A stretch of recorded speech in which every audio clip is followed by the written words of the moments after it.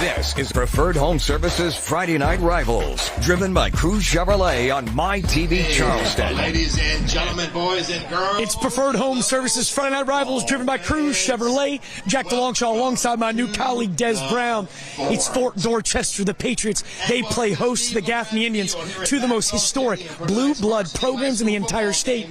Des, the storylines, they write themselves, but these guys, they're about as ready to go as we are. I'm excited to be here. It's a great atmosphere of football. The guys have already started going back and forth. It's going to be a great night for Friday Night Football. I'm telling you right now, on the Gaffney sideline, the receiver, Amazon Littlejohn, somebody to keep your eye on. The aerial attack for Gaffney really impressive, and Littlejohn, one of the best receivers in the state. Incredible athlete, speed, size, goes across the middle, can stretch the defense deep. Really excited to see him play tonight.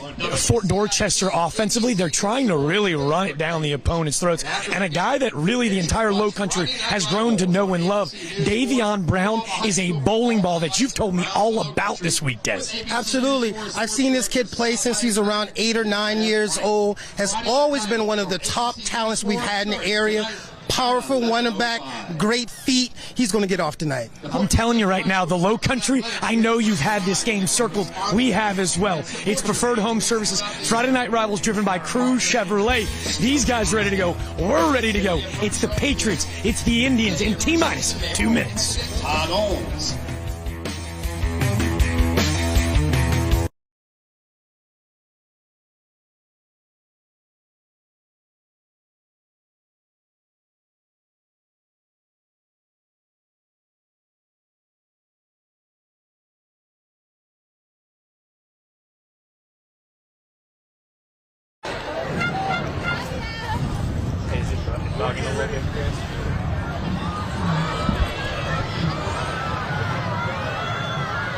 Wait, copy that because we don't have this, so we're live. Yeah.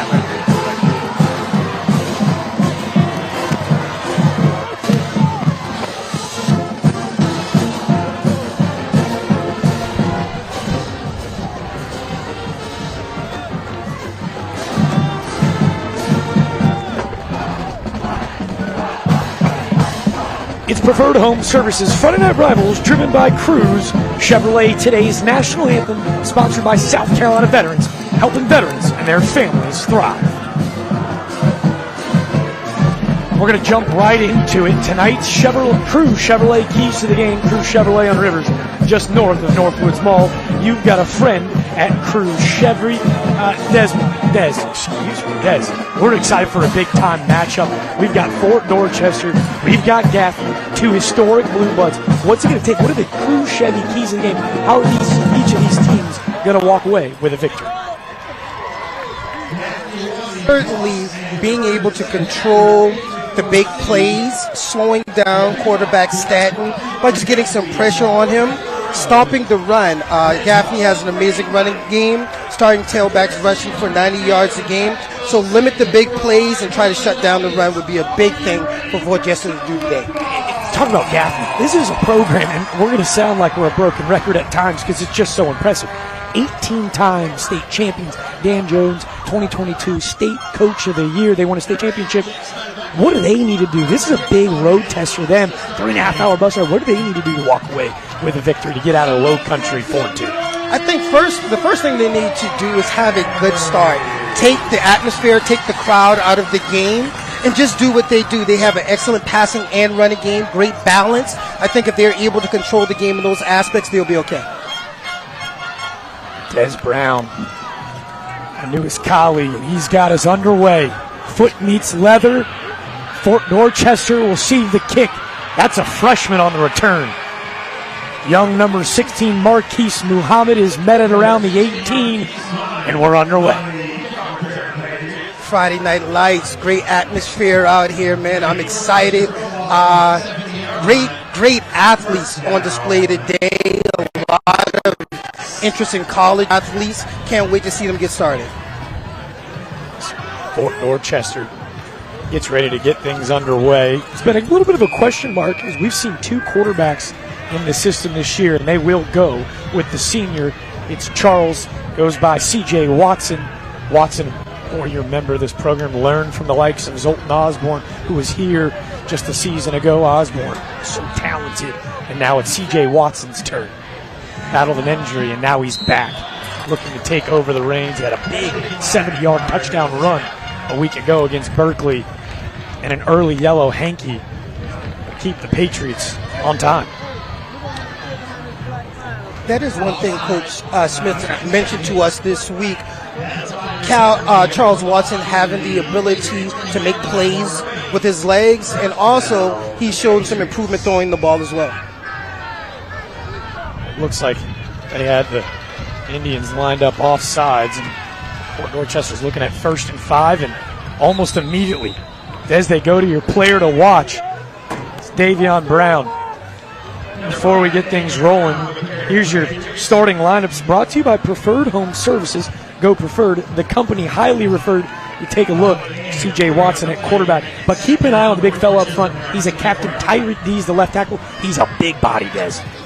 You look at both of these interiors, the size of the offensive line for Fort Dorchester, man, they look like a Division I offensive line playing out here tonight. Got to talk to head coach of Gaffney, Dan Jones. He told us, man, their size definitely going to be a problem tonight. As Watson drops back, delivers a bomb downfield, one-on-one coverage on the outside. He was looking for the senior Monty Johnson. A great coverage on the outside will force the 3rd and short. You'll take a look at what Gaffney is going to line up. Yes, talk about collegiate athletes. There's a lot of them on this side of the football. The guy that we're going to want to keep an eye on defensively, come on, how can we not talk about Jeriel Jeffries? Jeffries, a Shrine Bowl selection. Jeriel Jeffries, a great athlete out there, playmaker, ball hawk. Coach told us he always finds his way around the football. I look forward to seeing him make many plays out here tonight. Andrew Rupp, the middle linebacker, told us he absolutely lives in the weight room, too. You guys keep an eye on. But in the meantime, 3rd and short for the Patriots. They take a deep shot on 2nd down. 3rd and short, they go back to the ground. Davion Brown, he's met in the backfield by the big fella, Jeriel Jeffries. He's eaten this afternoon. We told you the Shrine Bowl selection. That's his 4th tackle for a loss already in this early 23 campaign. Well, we said that this game was going to be won in the trenches, and we saw just now that Gaffney's defensive line is certainly fired up and ready to play. Great stop. Jeriel Jeffries standing about 5'9", 235 pounds. A little undersized for the position, but his ability at the next level because of his speed, Des. Yeah, and we always say speed kills. Speed kills, and he's definitely a person with speed. Looking to boom it away. It was actually number 9, the superstar athlete Jalen Berry. He was caught by number 10, Jamarcus Smith, a punt returner for Gaffney. And that's where they'll start at around the 49. And this is how they'll line up offensively. Riley Stanton, the great collegiate transfer. He's man of the wheel at quarterback for the Indians, but how can we not talk about him? And amazing Little John. He's a stud. Hey, amazing Little John. Speed at the wide receiver position, catches the ball at his highest point. He's a playmaker. Look forward to him making big plays throughout the night. Des, we got to apologize too. I can't help myself upstairs. We see another yellow hanky. It actually looks like on the defense. It looks like Our head official, Tommy Brush, kind of in action early, as that's an offsides for Fort Dorchester, as it's a little bit of deja vu. Now Gaffney will start at 1st and 5. Staten back, going to look to pass early, delivers an absolute strike across the middle. That's the senior receiver, Drew Medley. Medley actually at college at Charleston baseball, but boy is he reliable across the middle of the field. I'm excited to see Riley, the sniper Staten, show out tonight. Already averaging 220 yards, 21 yards per game passing the ball with 9 TDs. Staten's going to keep it. You look for about 7 or 8, and he's got a couple more. That's about a 13-yard game for Riley Staten. That's a part of his game that they feel really confident about, his ability to get out of the pocket and create on his own. And that puts a lot of pressure on the defense. Someone is good that can throw the ball from inside the pocket, but also make plays with his legs. And you see Fort Dorchester having to honor that keeper as he was joined in the backfield by the young superstar running back, Jaden McDowell. All eyes on him on that front four for Fort Dorchester. Riley Staten beats him with it. This time they do go to McDowell. A little screen on the outside. McDowell, he's got the speed to beat it to the corner. How about that? Our first Trident technical touchdown of the game. Your future, your college, well, Jay sophomore, his future beyond bright. Oh, yeah. There's a couple things that I noticed in that play. First, with the pass, the ball was out in front, which made wide receiver the catch and run. But even more important, those 2 blocks on the outside that allowed the running back to get into the end zone. Bring up a great point, but boy, did Gaffney just absolutely move the ball at free will on that first possession. You talk about the block on the outside. Talk about, say, speed kills. I mean, they're undersized receivers. They can really run, showing a little bit of physicality on the first possession. And yes, and I like how the offensive coordinator is setting it up, getting the ball out of the quarterback's hands early, getting it to your playmakers and allowing them to make plays. And block.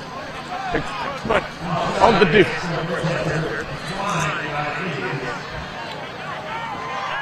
Well, you can see it. Head official Tommy Brush has let us know that it was actually offsides on Fort Dorchester in the PAT attempt. It's Jake Spadavecchia. He'll be doing all kicking services tonight for the Indians. He's back out to try to extend this early 6-0 lead to a clean 7. Snap good. Spadavecchia foot through ball, and the Indians at the blink of an eye. It's all Indians in the first 3 minutes of this one. Fort Dorchester find themselves behind preferred home services. Friday Night Rivals, driven by Cruz Chevrolet. We'll be back in just a few.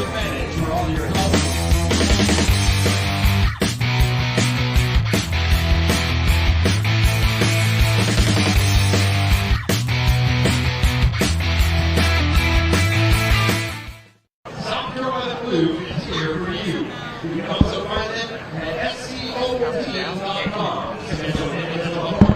Come say hey and find out what South Carolina food is here for you.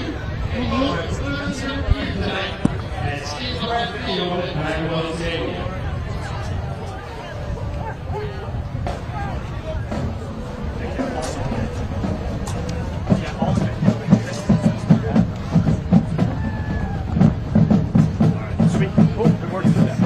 Adversity.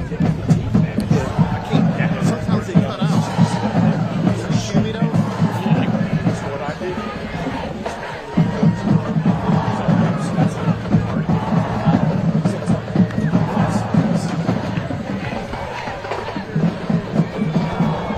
So we welcome you back into Steve LaPrade Field. We take a look at the opposing sidelines. It's head coach Dan Jones. You know he's got to be ecstatic with their start so far. And that was one thing that he mentioned to us earlier in our conversation, was making sure that the offense got off to a good start, and that's exactly what they did.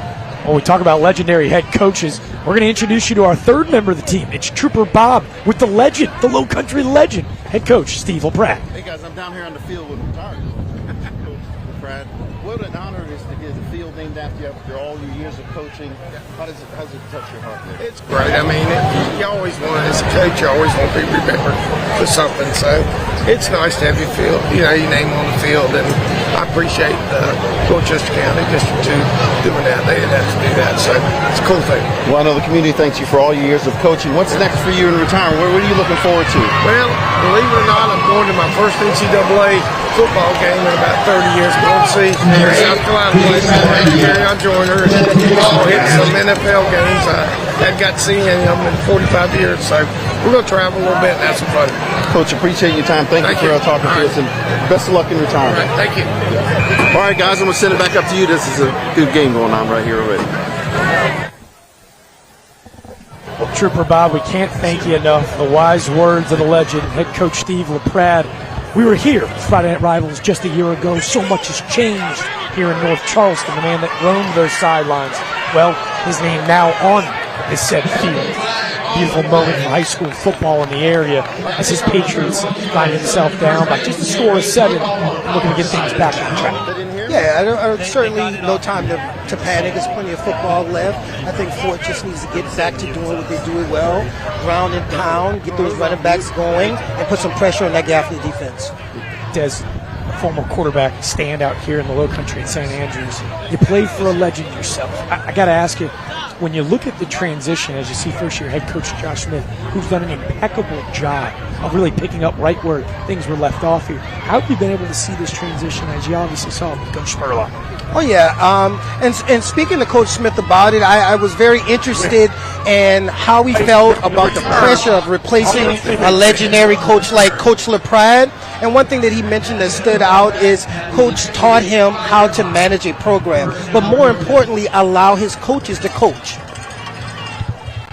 During that, you saw that there's a legal block on the kick return efforts at Fort Dorchester. That'll back them up to their own 10. They just speak so poetically about it as what a hit in the backfield. A big-time play by number 44, Karan Foster. That outside edge defender with a huge tackle in the backfield. Again, Fort Dorchester still finding behind themselves as it's about a 2nd and 12 look. But as you mentioned, allowing his coaches to coach, how important is that, I guess, to the fabric of what Fort Dorchester football will look like moving forward? Well, I think it's very important to establish that having good coordinators, but more importantly, trusting your coordinators to do their job.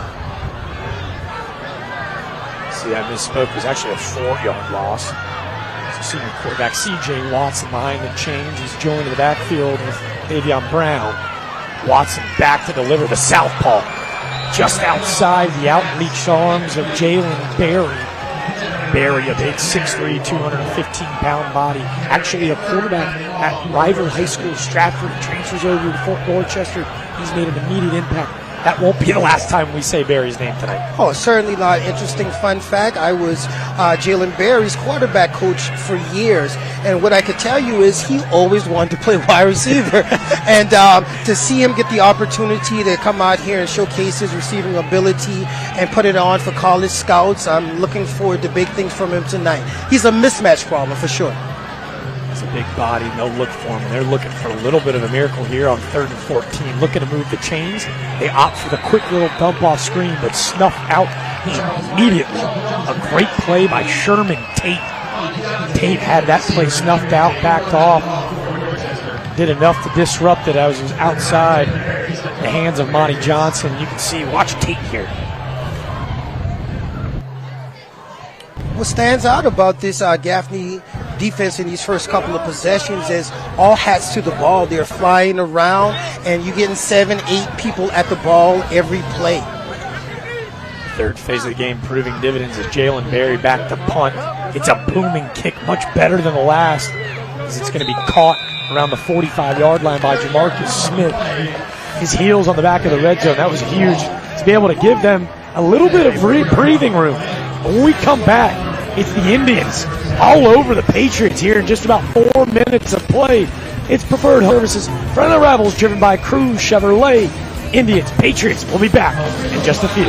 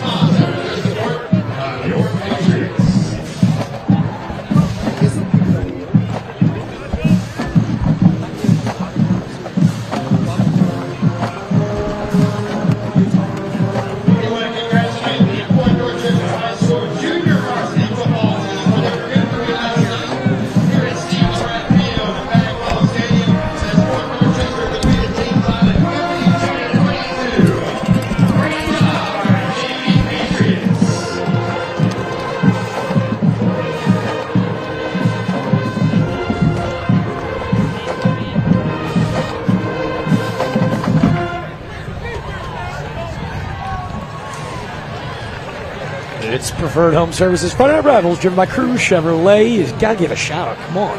It's TEC Equipment Rental. That's the friendliest name in equipment rental. And we got to give a quick little shout out to our camera crew and staff. It's the best in the business. Those scissor lifts, they're on site with us every game. It's a crazy night out here. Yeah, go ahead. It's your moment. Time to shine, baby.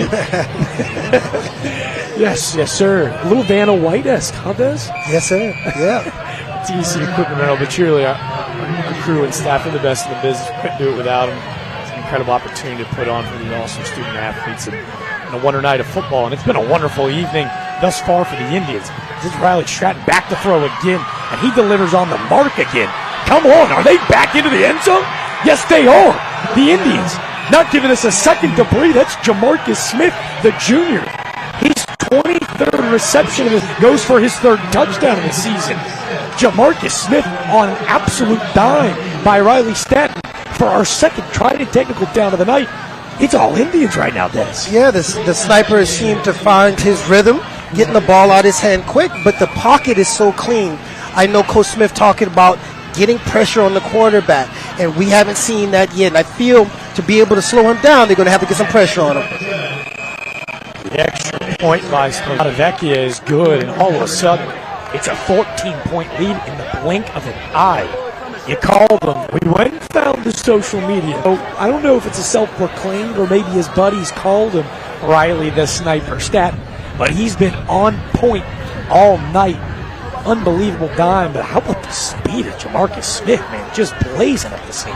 I am just splitting the safeties, getting upfield, and finishing the play. I told you about amazing Little John, but Drew Medley, we've already seen a little bit of him. Jamarcus Smith in the punt game has been lethal, but his ability to use the hands, catch it, turn, and go, it's elite level speed. Oh, yeah, and I remember playing college ball. Coaches always talked about making sure you catch the ball with your hands. He caught that ball, put it away, got upfield, and went to the house. Now, let me ask you this. This ball game in its infancy, what's head coach Josh Smith, as we take a look at what's he thinking right now? Does the game plan change, or you just try to slow things down? Here again, I still think that it's early. It's the first quarter. It's just really about establishing that run, right? Taking your time, getting those running backs rolling. But our offensive line has to show up. Right now, the speed of Gaffney's defensive line is winning. There's a yellow hanky before Spadavecchia even delivers that bomb of a kick. Looks like it's actually going to be an offside. It looks like Gaffney led a little bit early on that kickoff.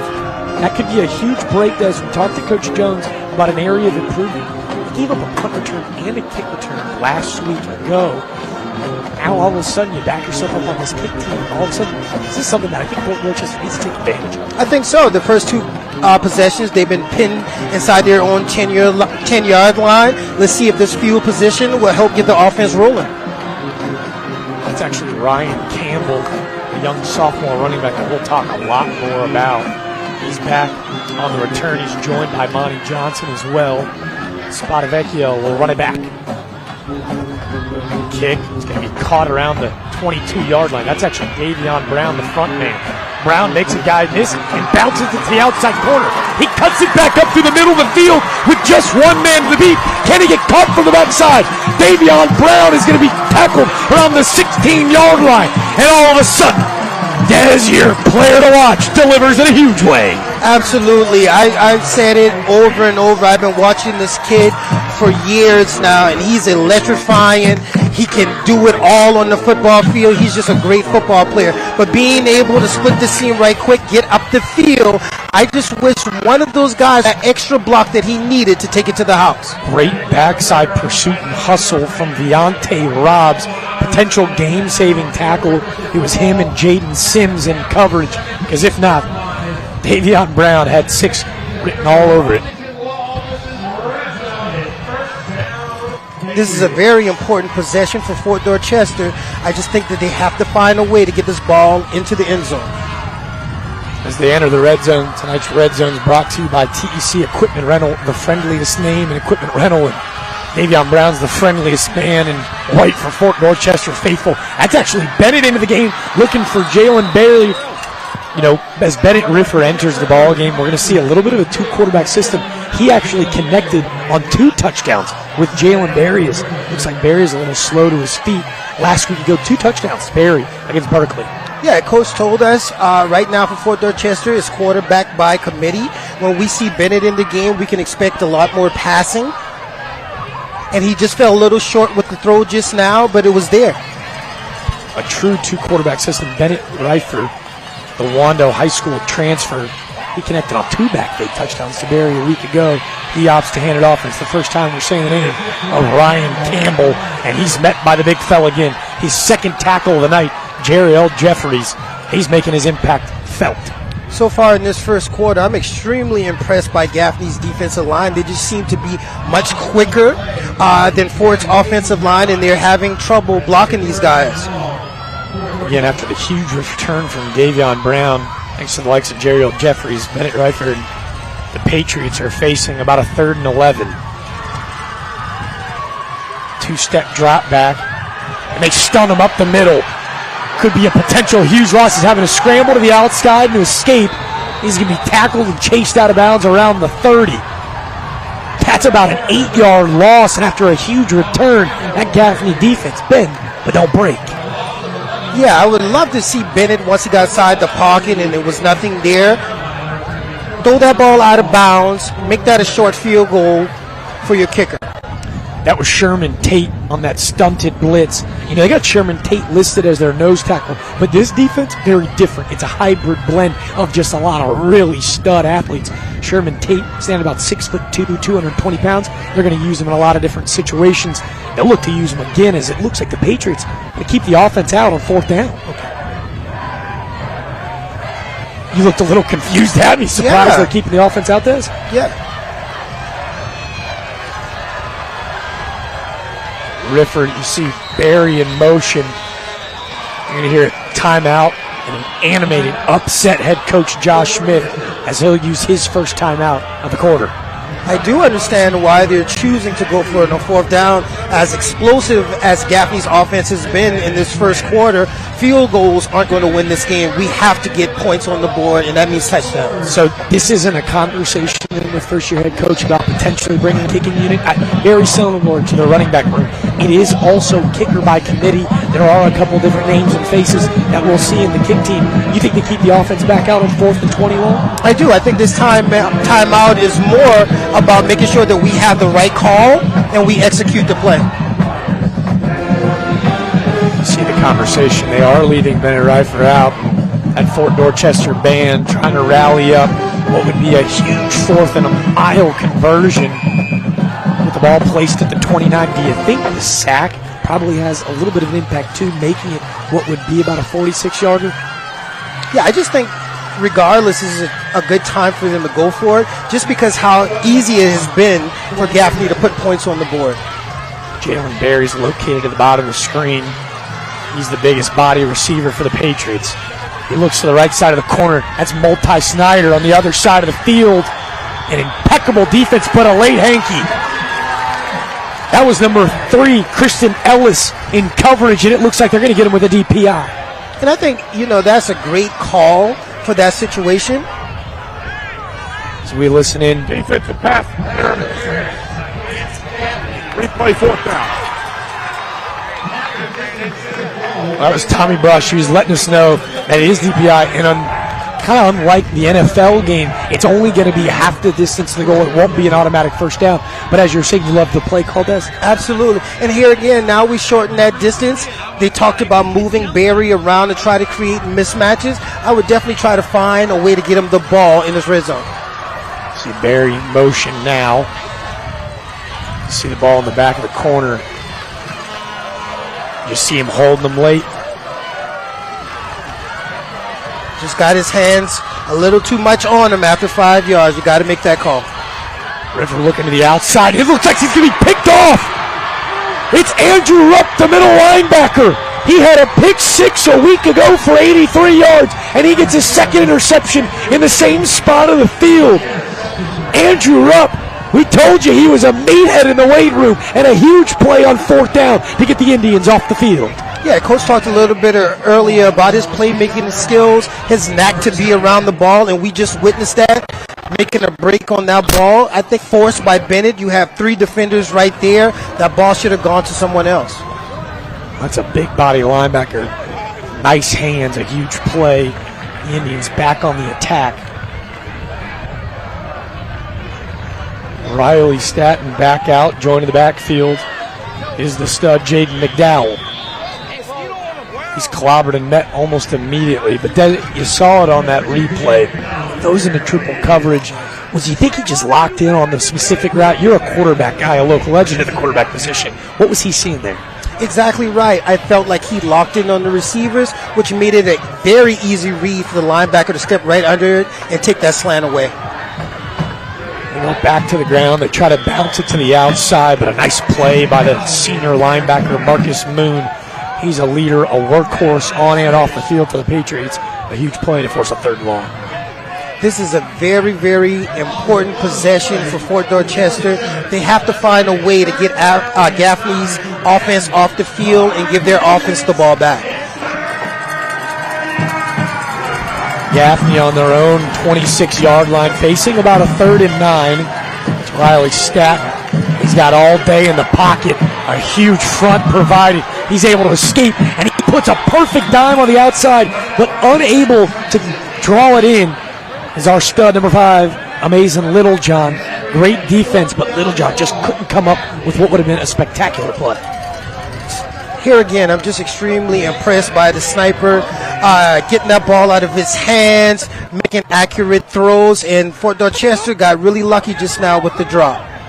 I'll tell you right now, keep your eye on their center, number 76, Jake Burke. He's a Shrine Bowl selection as well. He's able to provide just an incredible pocket for Stratton.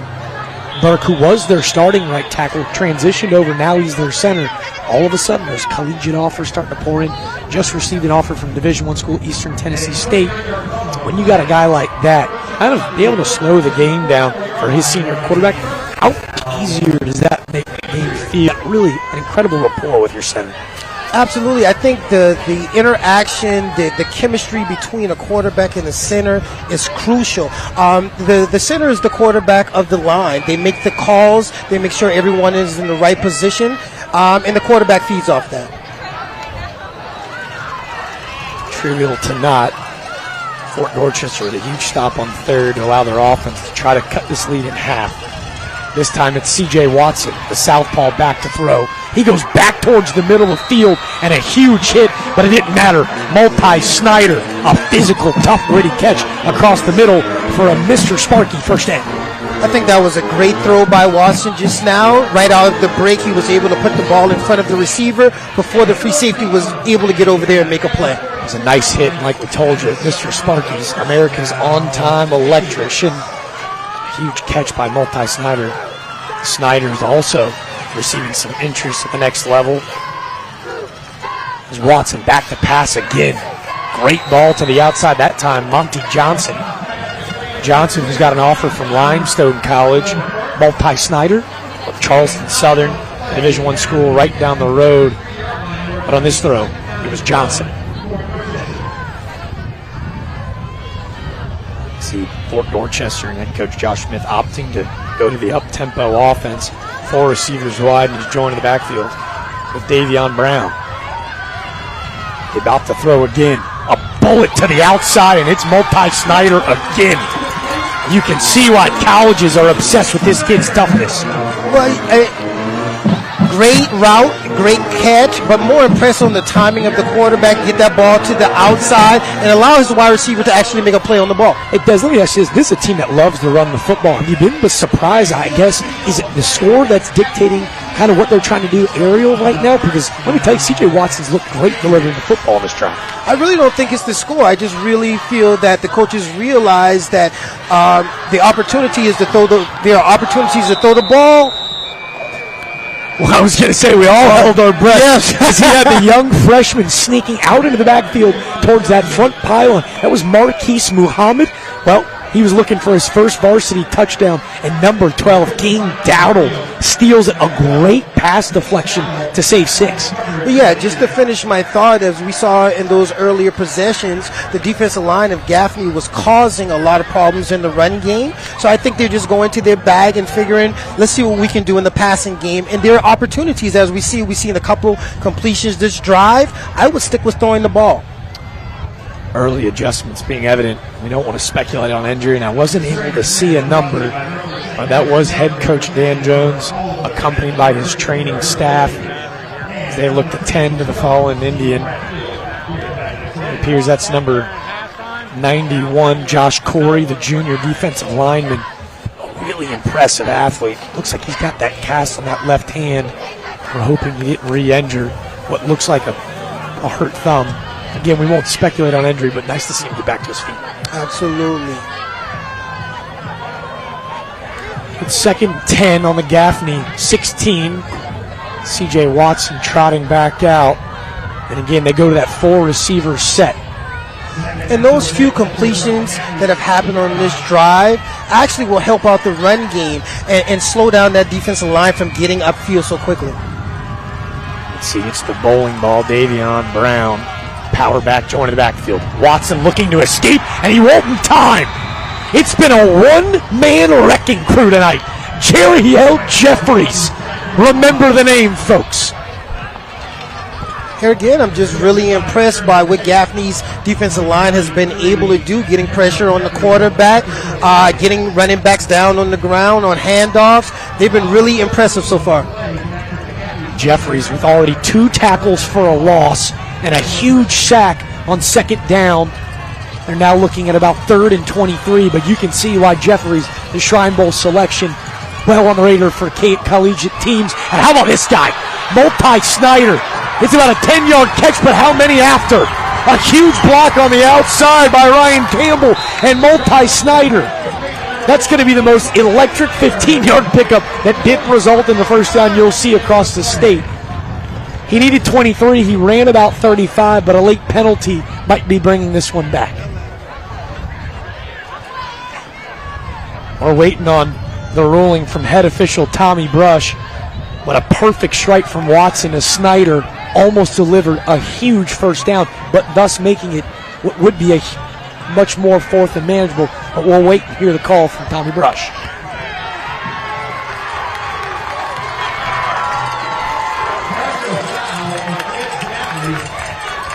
Well, it looks like it's going to be a dead ball foul, actually. I don't know if we had the audio at home, if there was a little technical difficulties, but it looks like it was going to be face-to-face contact.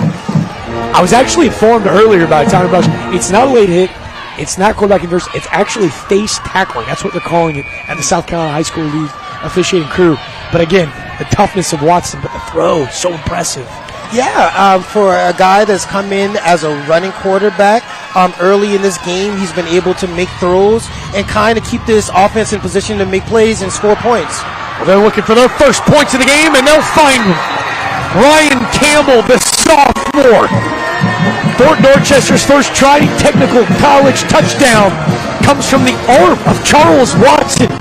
C.J. Watson, as his poem, was absolutely precise on that drive. Yes, he made a lot of completions, getting the ball to the playmakers, and those guys have been making plays. It's good to see Fort Dorchester get their first points of the night. Whew.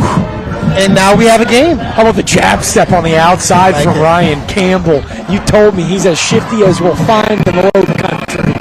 As that ball's to the uprights, and we've got a 7-point ball game.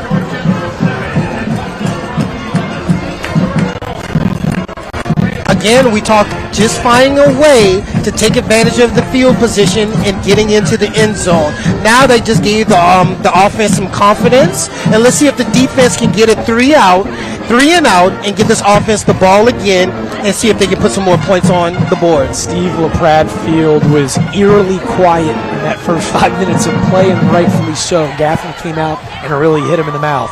A 14-point lead, and that deficit now cut to just 7.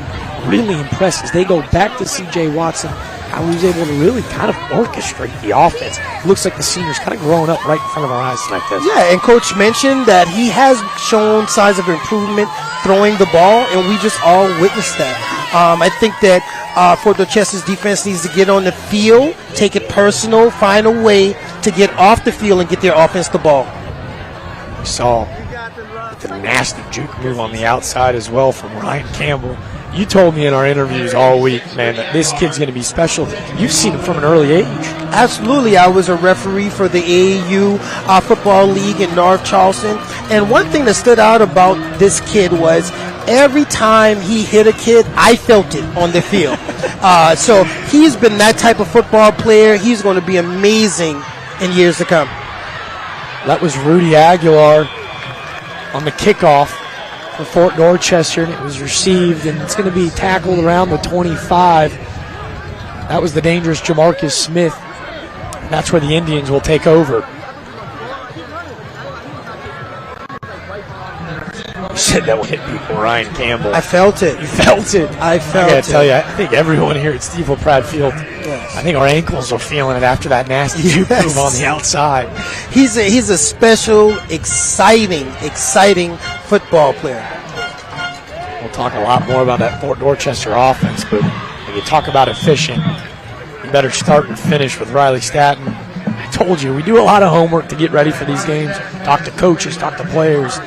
Sometimes the best tool is these own guys' social media. I don't know if Riley Staton, the great collegiate transfer, if he goes by the sniper, by the end of the night, the way that he's delivering the football, we're going to make sure that people start calling him the sniper. Absolutely. He's certainly proved tonight so far that he is a sniper on this football field, throwing the ball on rhythm, giving his playmakers the ball in position to score and get upfield and make plays. He's doing an awesome job. More importantly, Fort Dorchester is just not getting any pressure on him. I was going to say, and they go back to the ground. Jaden McDowell, he was met in the backfield by Marcus Moon. That's the second tackle for a loss already tonight from Moon.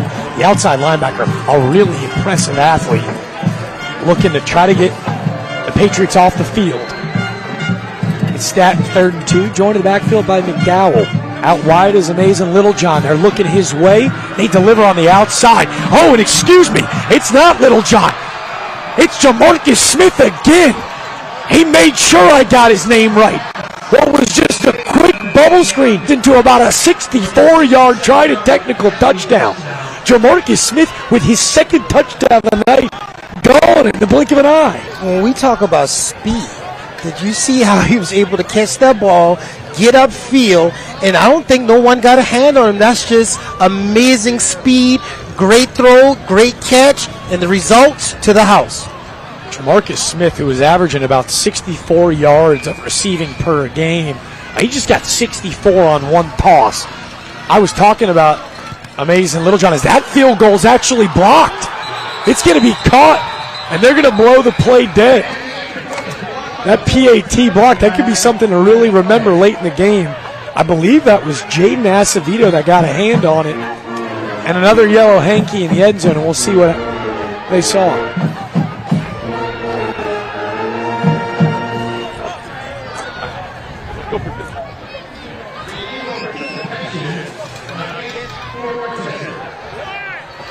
Head official Tommy Brush has let us know that it's an illegal participation. You got anything for that for me? I don't know.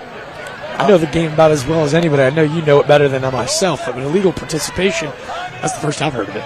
Yeah, does that mean they had 12 men on the field? I'm not sure. But Fort Dorchester will send 11 back out. Jake Spadavecchio will look to try again what could have been a crucial penalty. Is every point matters. That third phase of the game always seems to pay dividends in really tight matchups. We're getting official timeout as they look to maybe rectify and find some answers as well.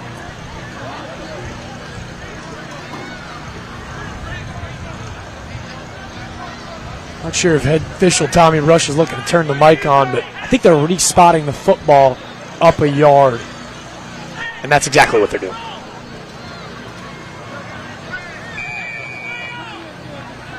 Spadavecchio looks to line it up and push this back out to a 14-point lead. They'll deliver. Oh! A doink! What a night! I thought off the foot it looked clean. You could see from this upstairs camera angle a great shot. Clearly off of that left post, and the lead just remains at 13. And if Fort Dorchester is able to find their way back into this game, that might be a crucial moment in this game. A first quarter of speaking too soon. I've got to check myself. They used Amazing Littlejohn as a decoy on the far side of the field. They had him in single coverage on 3rd and 2. I got to give my flowers to Jamarcus Smith. I thought they were going to Littlejohn, and Jamarcus Smith with just an absolute splendid 64-yard touchdown. And Spadavecchia off the very top of the field goal post.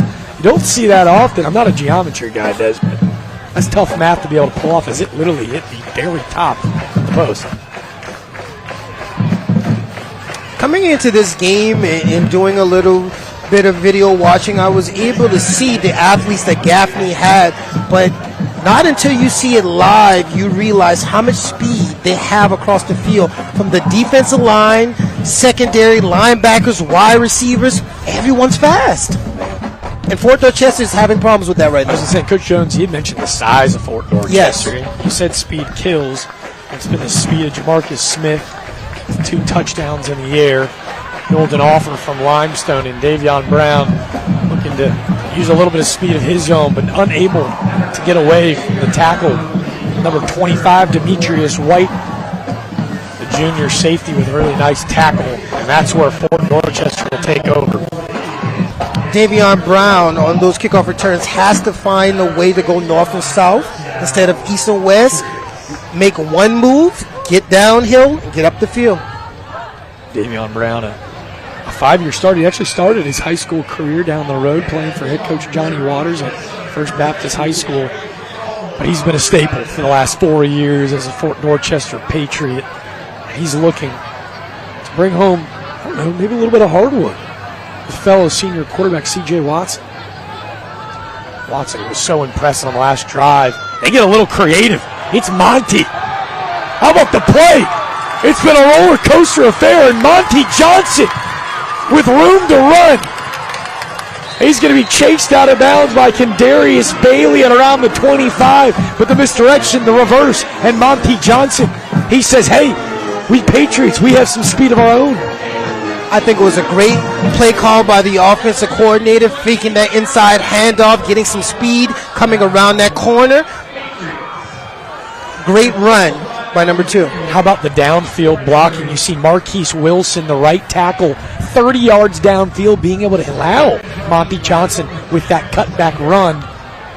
Man, I can't catch my breath up here. What an exciting first quarter. We've got doinked field goals. We got big kick returns, reverses, screens that are going for 64 yards, and Des, got 3 quarters left to roll. 3 quarters left, but I think the key for Fort Dorchester is great field position. Here again, off that play, they are back into scoring position. Let's find a way to chop it down and get back into the end zone. Well, it looks like another Gaffney Indian is chopped down at around the 30-yard line. He's being tended by their athletic training staff. He didn't see a number, Des. Don't want to speculate on injury, but hoping that he's able to get to his feet and back out of the field of play. Fort Dorchester. Des, you've been in that huddle before. It felt like after that big last drive to cut it to 7, they had a lot of momentum. They give up the quick 6. Offensively, is there a lot of pressure on the quarterback to say, hey, it feels like we're in a really big shootout right now? Of course, there's a lot of pressure. You see how easy it's been for Gaffney's offense to get down the field and put points on the board. But having big plays like the play that just happened takes a lot of pressure off the quarterback. Let me ask you, too, Monty Johnson, he's another receiver. You talked about Jamarcus Smith. Monty Johnson as well holds an offer from Limestone College, a guy that plays on 2 sides of the ball. I know the big rave has been about Travis Hunter in Colorado. They actually take on Oregon tomorrow at 3:30 on ABC. Make sure to tune into that one. That one might break Super Bowl type ratings. But when you see a guy playing on both sides of the football, like a guy like Monty Johnson, becoming more capable at the next level because of what Travis Hunter has been able to do, can you speak to really what does it take from a conditioning level to play on both sides of the football? Especially at defensive back and wide receivers, at those 2 positions, that's the most running from a player throughout the game. So you have to be in extreme condition to be really good at doing both. Meantime, you can see some Gaffney Indian fans that made the trip down. They were on their feet celebrating because that was King Dowdle, who was down on the turf for quite some time, actually popped up and sprinted off the field. So that's a great sight to see for all fans. For the Fort Dorchester faithful, it's a great sight to see C.J. Watson drop back in the backfield, and it's Jalen Berry. He threads the needle up the seam. Jalen Berry, third touchdown in just 2 weeks. The senior receiver, a big body, a Trident technical touchdown. I'm telling you, rising on number 9. Yeah, he's an absolute baller. They move him around to try to create mismatches, having him line up and making linebackers cover him. And as you can see, that's going to be a challenge for Gaffney's linebackers to stay with Berry. In the way that they use him running up the seam, that's oftentimes a tight end spot. But his speed on the outside, he's such a versatile weapon for Fort Dorchester. Very versatile, and with his size and his strength, that's an easy target for the quarterback to see going down the middle. See some extracurriculars after the play. Looks like number 19, Christian Kruger, the snapper, might be hit. Penalty after the Eric Mitage banging through the extra point to cut that deficit to just 6. We'll allow head official Tommy Brush to fill us in. When we come out at the beginning of the second quarter, he'll do an interview, I think, with the principal. So good on batteries and everything? Good ball. All right, you got 2 of them in there. Personal foul against Fort Dorchester. And I'll meet you during the interview. It is going to be a dead ball foul. I think they did get it on the third string quarterback, Christian Kruger. See, head coach Josh Smith just curious maybe who they got it on. And, you know, it's oftentimes not who throws the first punch, but who throws the last. Got to shout out the 3 guys, by the way, too, behind them. Some of the best content creators doing so much good for high school sports in here. That's the Hype Season crew. Back in the end zone, getting a bunch of really good highlights. GC head coach Josh Smith really animated and upset. Can't have those kind of penalties in such a tight ball game like this, Des. Yeah, I mean, I think all of that matters. We have to limit the mistakes. We have to be disciplined, and we have to do the things that we need to do to put us in position to win the game. And having penalties that just don't make sense isn't a recipe for winning. See head coach Josh Smith as we get a nice little hero shot on him with maybe some colorful lane. I don't know. I mean, hey, Coach Smith has been there, done that. This is his 6th season here at Fort Dorchester. He played at Clemson. This is a guy that's done it at every level. You can feel it when we talk to everyone around. He's so wildly respected by everyone around this program. He was the perfect guy to step in after head coach Steve O'Brien. He's done a great job and already kind of picking up where they left off a season ago. Absolutely, and just talking to him and feeling his energy and passion for football, he's certainly a player's coach. Due to the penalty, this ball is going to be caught around the 35. That was number 13, Chaz Smith, on the return from Gaffney. He brings it out to about the 48. And you can see it's starting to get chippy, Des. We saw him before the game. There were some words spoken. Coaches in between trying to separate. And late in this first quarter, you can kind of see him. His tempers start to rise. 5A football. A lot on the line for this game. Kids are just excited. Trash talk is a part of the game.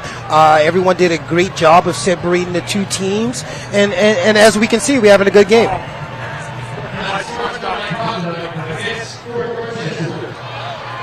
Well, if head coach Smith wasn't happy after the last dead ball on sportsmanlike conduct, he's going to be besides himself.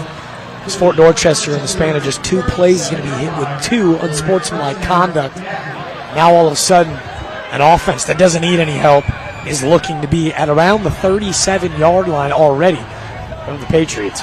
And that's the last thing you want to do is give them a short field. They've shown that they can score points at any given time, and you just made it a little bit easier for them. It was John Peak, head umpire from the far side, that got it on the little jet sweep. That was number 13, Chaz Smith, the young sophomore. The first time he's gotten involved in the offense. They think he's got a beyond high ceiling. A really nice play coming back from the secondary. That was Jackson King, the outside linebacker, Zach.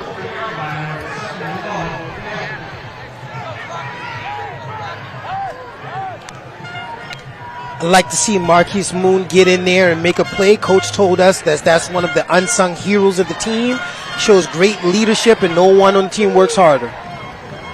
Always love being the best ambassador for both programs, finding out who's been really putting in a lot of work behind the scenes. Riley Stratton's certainly one of those guys as he's back in coverage. But Jackson King, back-to-back plays. He's got the tackle for the loss and now an interception. He jumps the route and brings it back out to the 48. But hold your horses. There's another hanky down on the turf. It does appear that head official Tommy Brush is pointing in the direction of Gaffney. A penalty at the end of the play. We'll let him confirm. You can hear me? Yeah. 1, 2, 3. 1, 2, 3. If they can get, I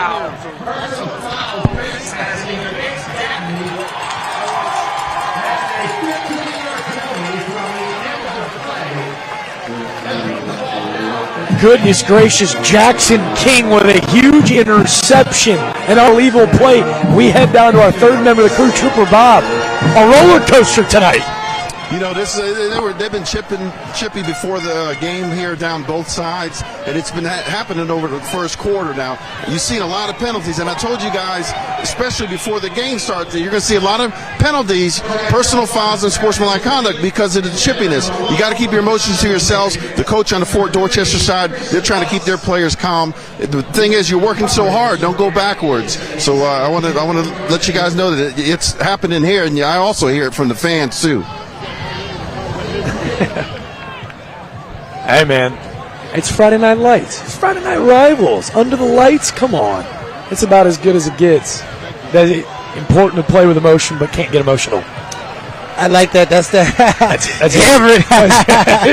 You see an absolute bullet from the outside, unable to connect with his young freshman Marquise Muhammad. C.J. Watson delivers a strike, but again, another yellow hanky. It's almost becoming the theme of what's been a really kind of spectacular first quarter.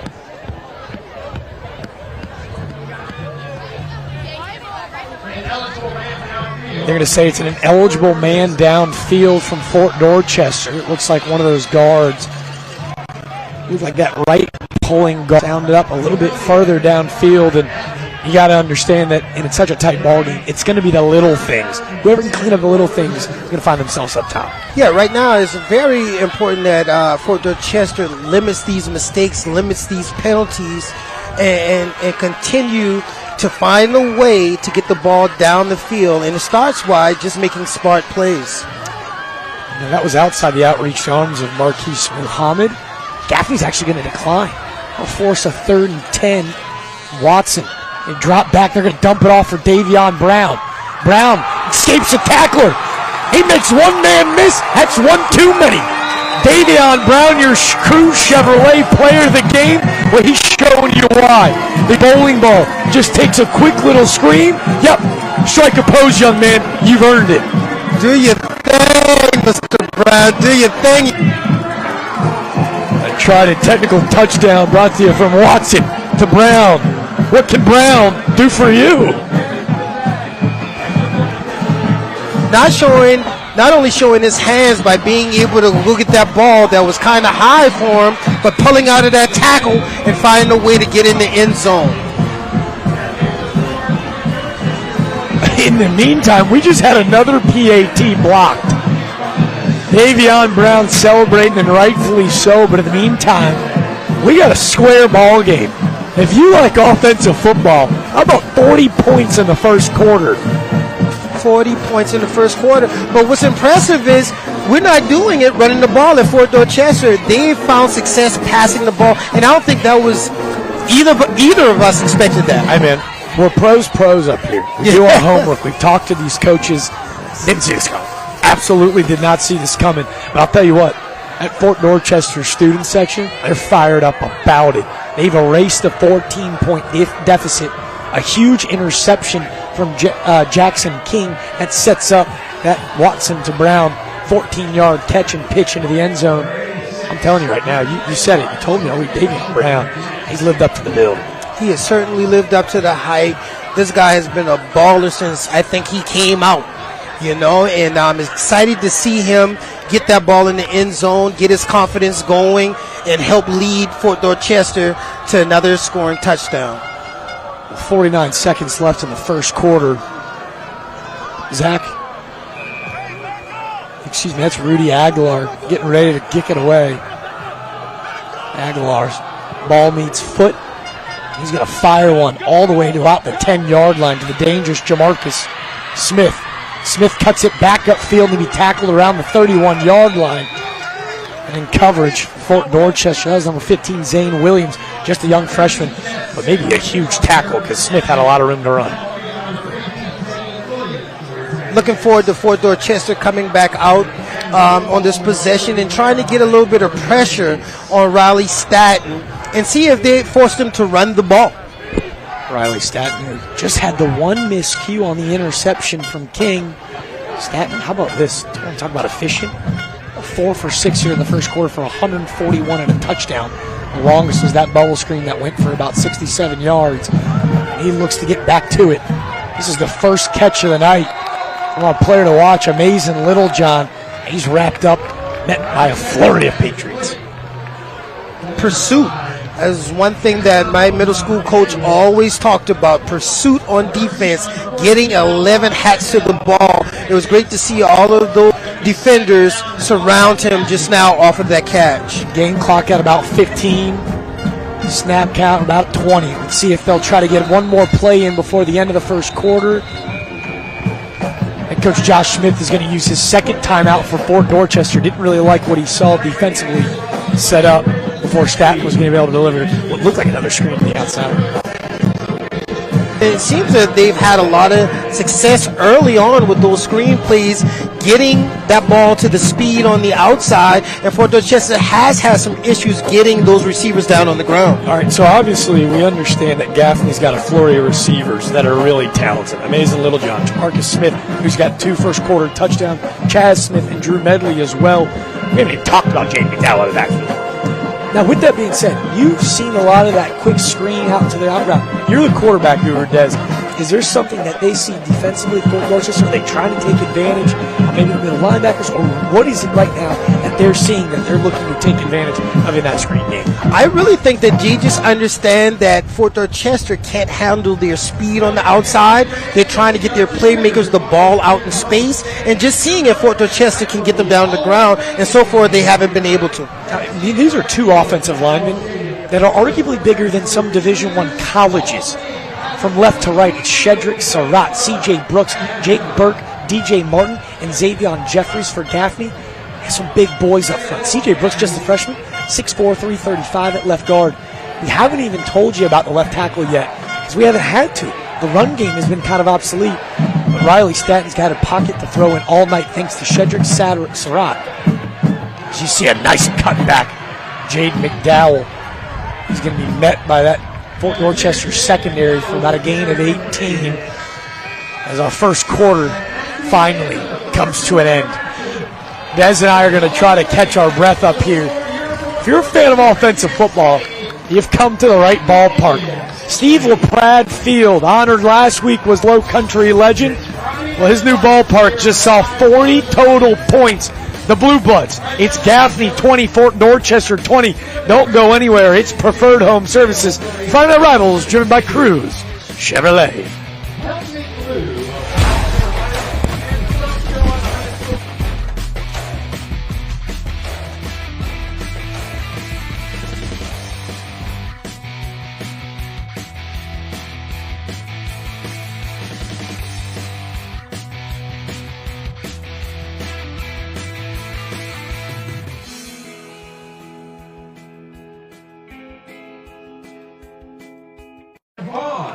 He's joined at midfield by Fort Dorchester High School Athletic Director Terrence Floyd and the principal of Fort Dorchester, Trent Aldridge.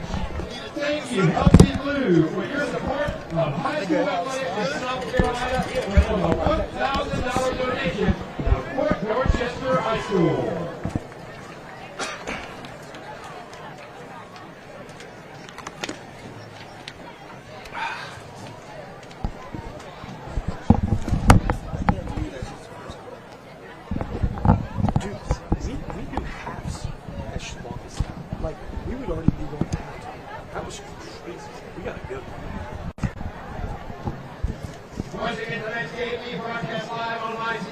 Charleston for Preferred Home Services Friday Night Rivals.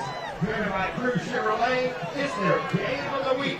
Remember, you can also watch and follow along with WCIV-ABC News Sports Facebook page. And after the game tonight, make sure to watch Friday Night Rivals on ABC News Sports for all the high school football highlights from around the low country with ABC News Sports Director Scott Eisenberg and sports reporter Matt Wright.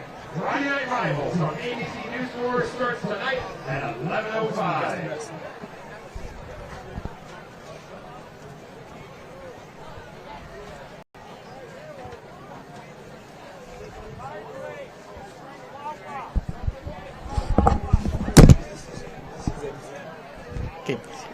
Game of the year, man.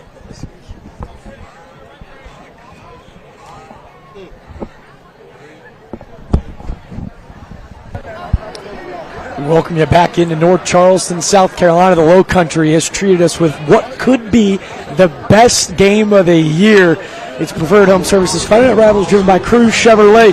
We're going to kick it down to our third member of the crew. It's Preferred Home Services and News 4 are proud to present each participating homeschool a check for $500. This grant provides each school with extra funding to help make their schools great. Over the past 13 seasons, Friday Night Rivals and our sponsors have donated over $140,000 to Low Country students in schools. Congratulations, Preferred Home Services and News 4. We kick it to you, Trooper Bob. Cue me. That's right, $500 for Fort Dorchester High School. Here with Principal Aldridge. Principal, how is this money going to help your school? Well, this is so awesome. We very much appreciate you doing this. And I want to introduce our athletic director, Taryn Floyd. She's going to spend that money. All right, $500. How is this money going to help?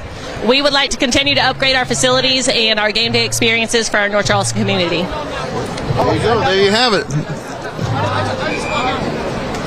Well, Trooper Bob. Well, Trooper Bob, we want to thank you as well. Tonight, we always love to shed a spotlight on our educators. The thumbs up, guys. Your personal injury attorneys at Miller, Dawson, Siegel, and Ward are winning cases and winning your trust. Trooper Bob, I want to hear a little bit more from Principal Aldridge. Obviously, Fort Dorchester has been a premier academic institution for really the last decade. I want to hear more from you and Principal Aldridge. Just cue me.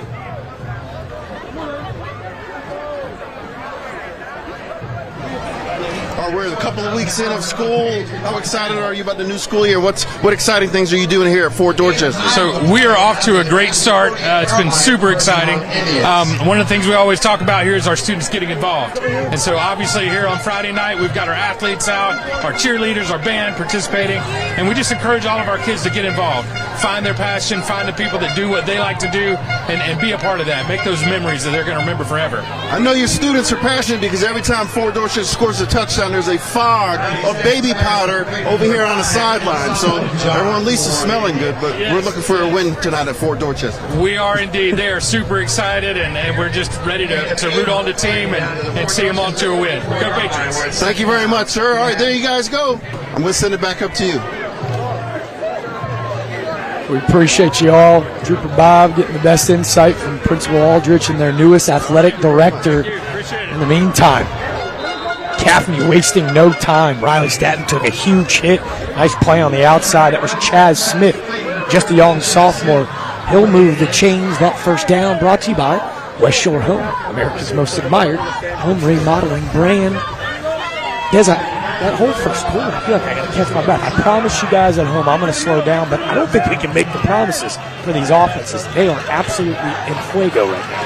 Both of them are hot right now. The passing game has been working for both. But as you can see, Gaffney is resorting to running the ball and settling back down, getting a heavy dose of McDowell. That was Jay McDowell out in coverage, and he met on the outside. It looks like he was met almost immediately. Doesn't matter. That was number 4, strong safety Jalen White, exploding up out of the secondary, looking to make a huge play.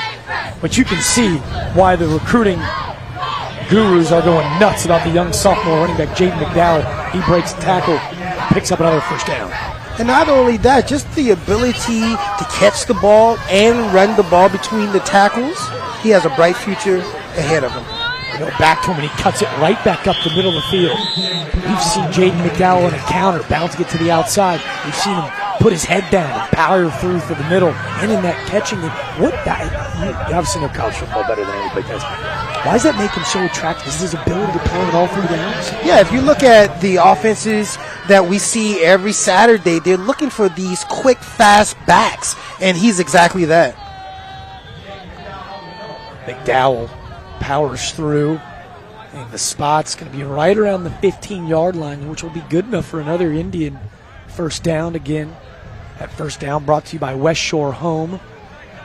West Shore Home, America's most admired home remodeling brand. And if I'm remodeling an offense and you need a clinic, come watch these 2 teams. You're right. Stratton from shotgun. He's going to bounce it to the outside. It's amazing, Littlejohn, but a huge tackle on the outside. That was number 5 for Fort Dorchester, Davion Brown. Talk about guys playing both sides of the field. Saw him trotting in the end zone. A huge tackle on the outside to take down the dangerous Littlejohn.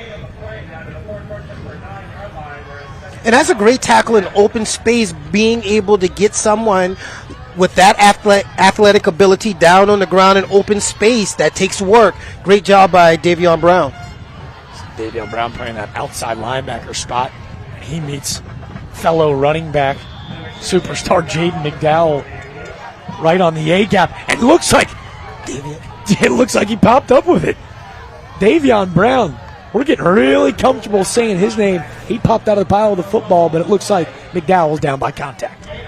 And Coach did mention to us earlier in the week that he would be playing on both sides of the ball. But look, he's having an impact on both sides of the ball. I got to tell you, that ball's out. On second look at that replay, that ball's down out by contact, which frankly makes no sense. I meant down after contact, but it looks like Brown had ripped it out. Yep. That's a huge plus in part for the Indians as they'll remain in the red zone. They kick it back out to the corner of Littlejohn. He makes a man miss. Can he fall into the end zone? And he falls forward, and he does. Amazing Littlejohn makes a man miss. Littlejohn, with his 20th of the season, goes for his 6th touchdown. Helmet's off. He's talking his talk. Amazing Littlejohn, who's got close to 12 collegiate. This young man, different. Yeah, he just has great size. He has the ability to catch, get the ball upfield, and run through these arm tackles to find a way to get in the end zone. I'm going to tell you, you're met by 2 Patriots on the outside. What? We got to hold our breath. You know what we call that? Weight room. Weight room. I'm saying we got to hold our breath. Jake Spadavecchia is on for the PAT. We saw those misses. This one, he punches right through. Gaffney extends that lead. The points, they keep on coming. It's the Indians and the Patriots. 20. Bird Home Services Friday Night Rivals driven by Cruz Chevrolet. We'll be back in just a few.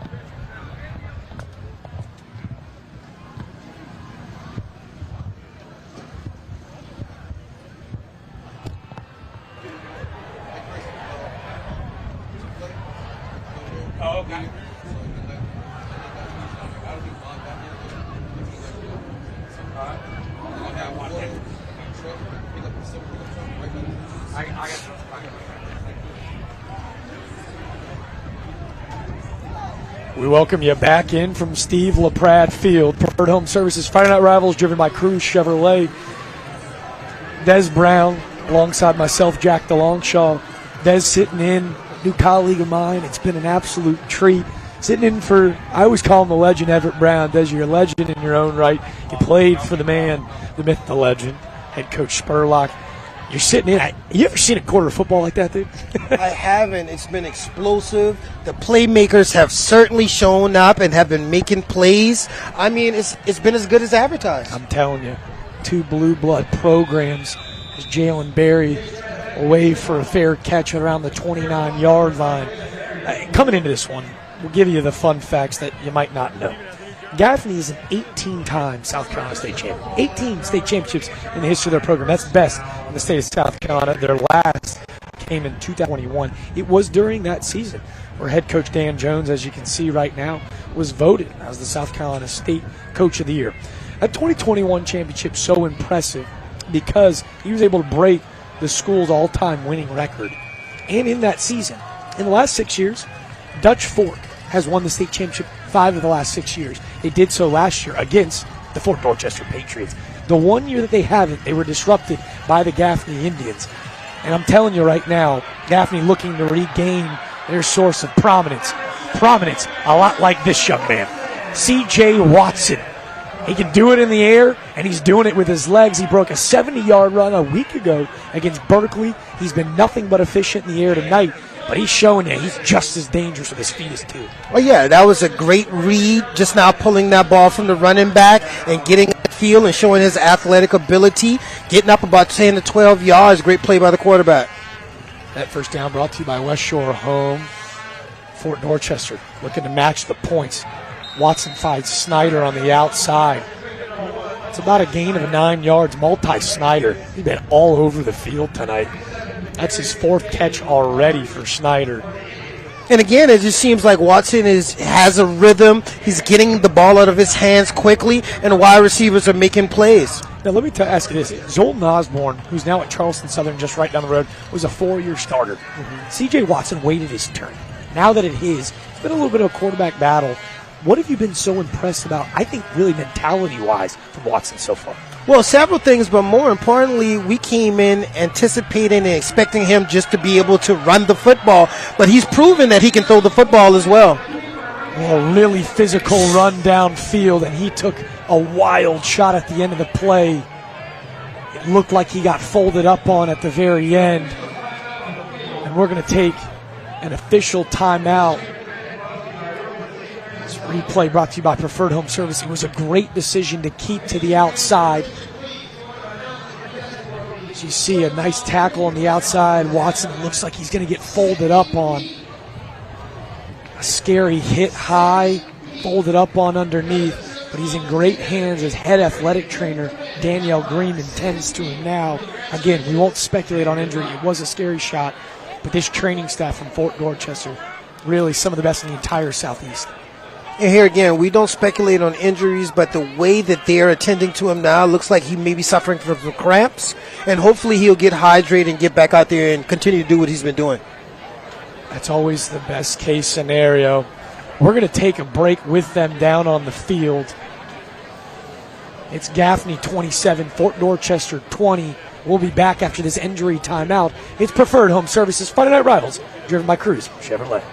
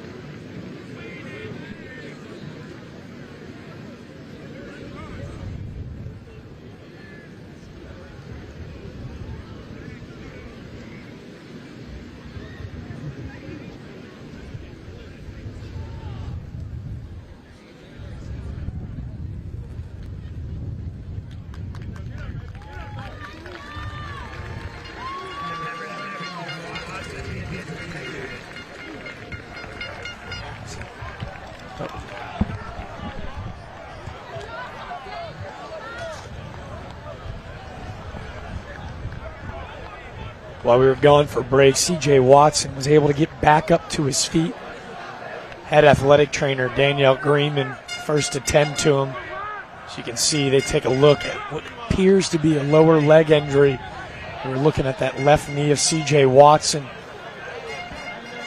we were just praising the impressiveness. Again, it was his time, right? The senior, he stuck it out. He learned a ton from the legendary Jolton Osborne, and he's been nothing but spectacular in this first half. They came in with a little bit of a quarterback battle. Yeah. We expect to see a lot on the ground from Watson, but now it's Bennett Riffer, the Wando High School transfer, who did have 2 passing touchdowns a week ago against Berkeley High School. Now it's his turn to step up. Riffer's got plenty of time in the pocket. He takes a big hit at the end of the play. Really nice tackle by Karan Foster. It's the second quarterback hurry we've seen out of the big fella, number 44. And here again, I thought he had time to throw the ball. Maybe Gaffney's secondary just did a great job of defending those wide receivers, and he didn't have anyone to throw the ball to. You say a good old-fashioned coverage sack, right? Absolutely. In the meantime, Riffer was able to get rid of it, so they're still facing about a 2nd and 10. Joining the backfield with Davion Brown, it's Barry. Monty Johnson out wide. He's looking his way. He escapes the pocket, looking to pick up a couple, and won't be able to do so. How about the speed of King Dowdle?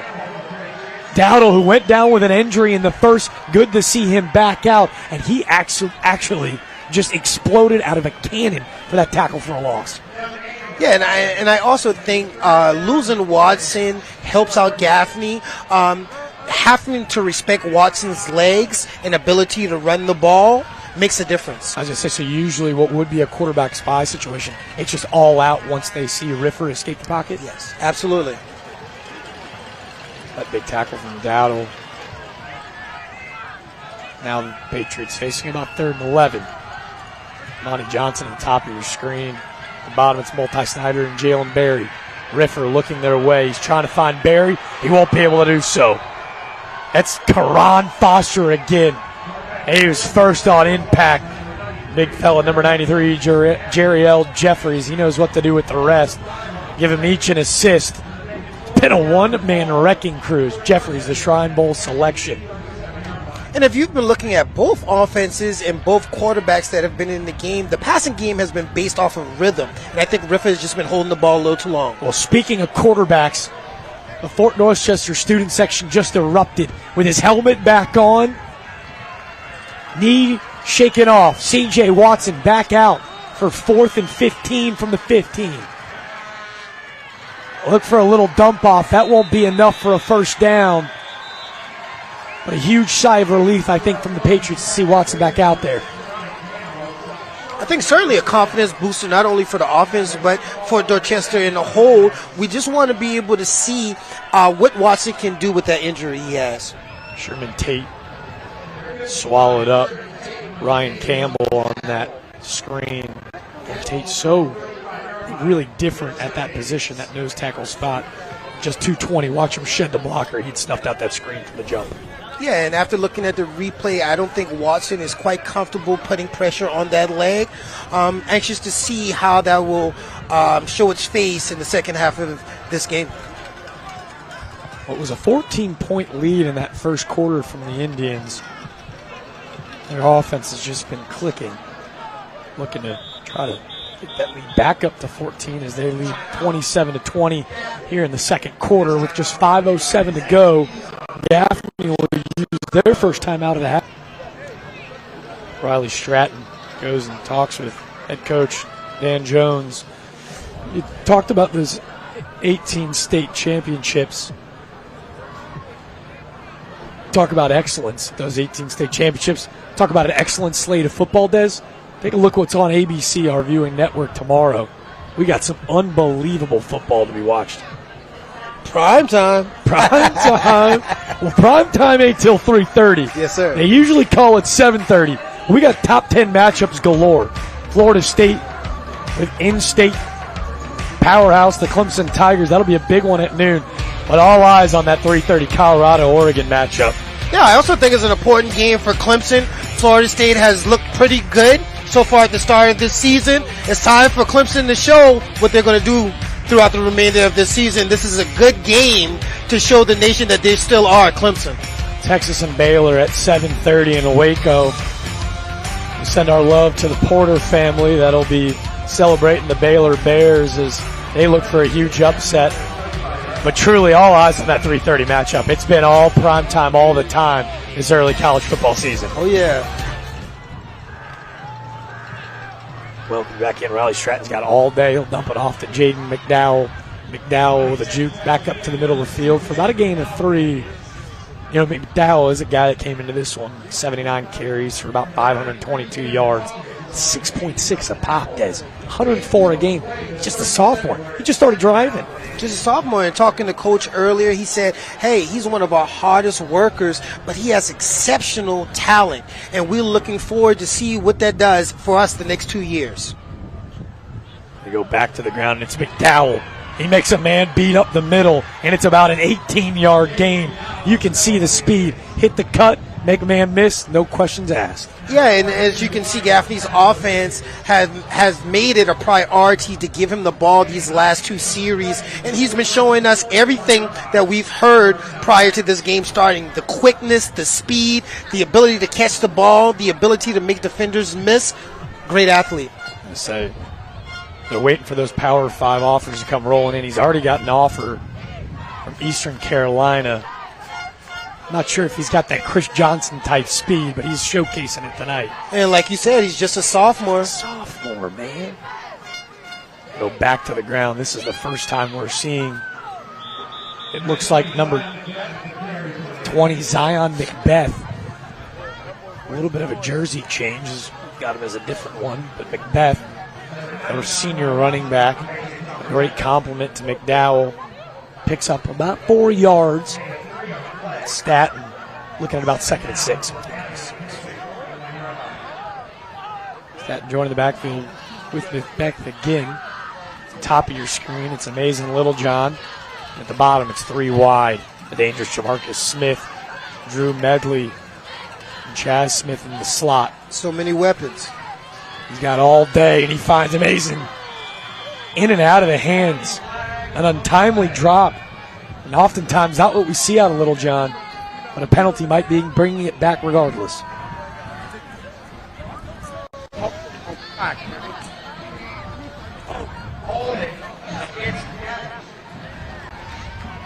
But that is the second drop pass that we have seen by Little John. And getting into college and playing on that big level, that's something that he's certainly going to have to shore up, those hands. Absolutely. That first one was a tough one up against the sidelines. That one's going to be one that he wishes he came down with, but regardless, null and void.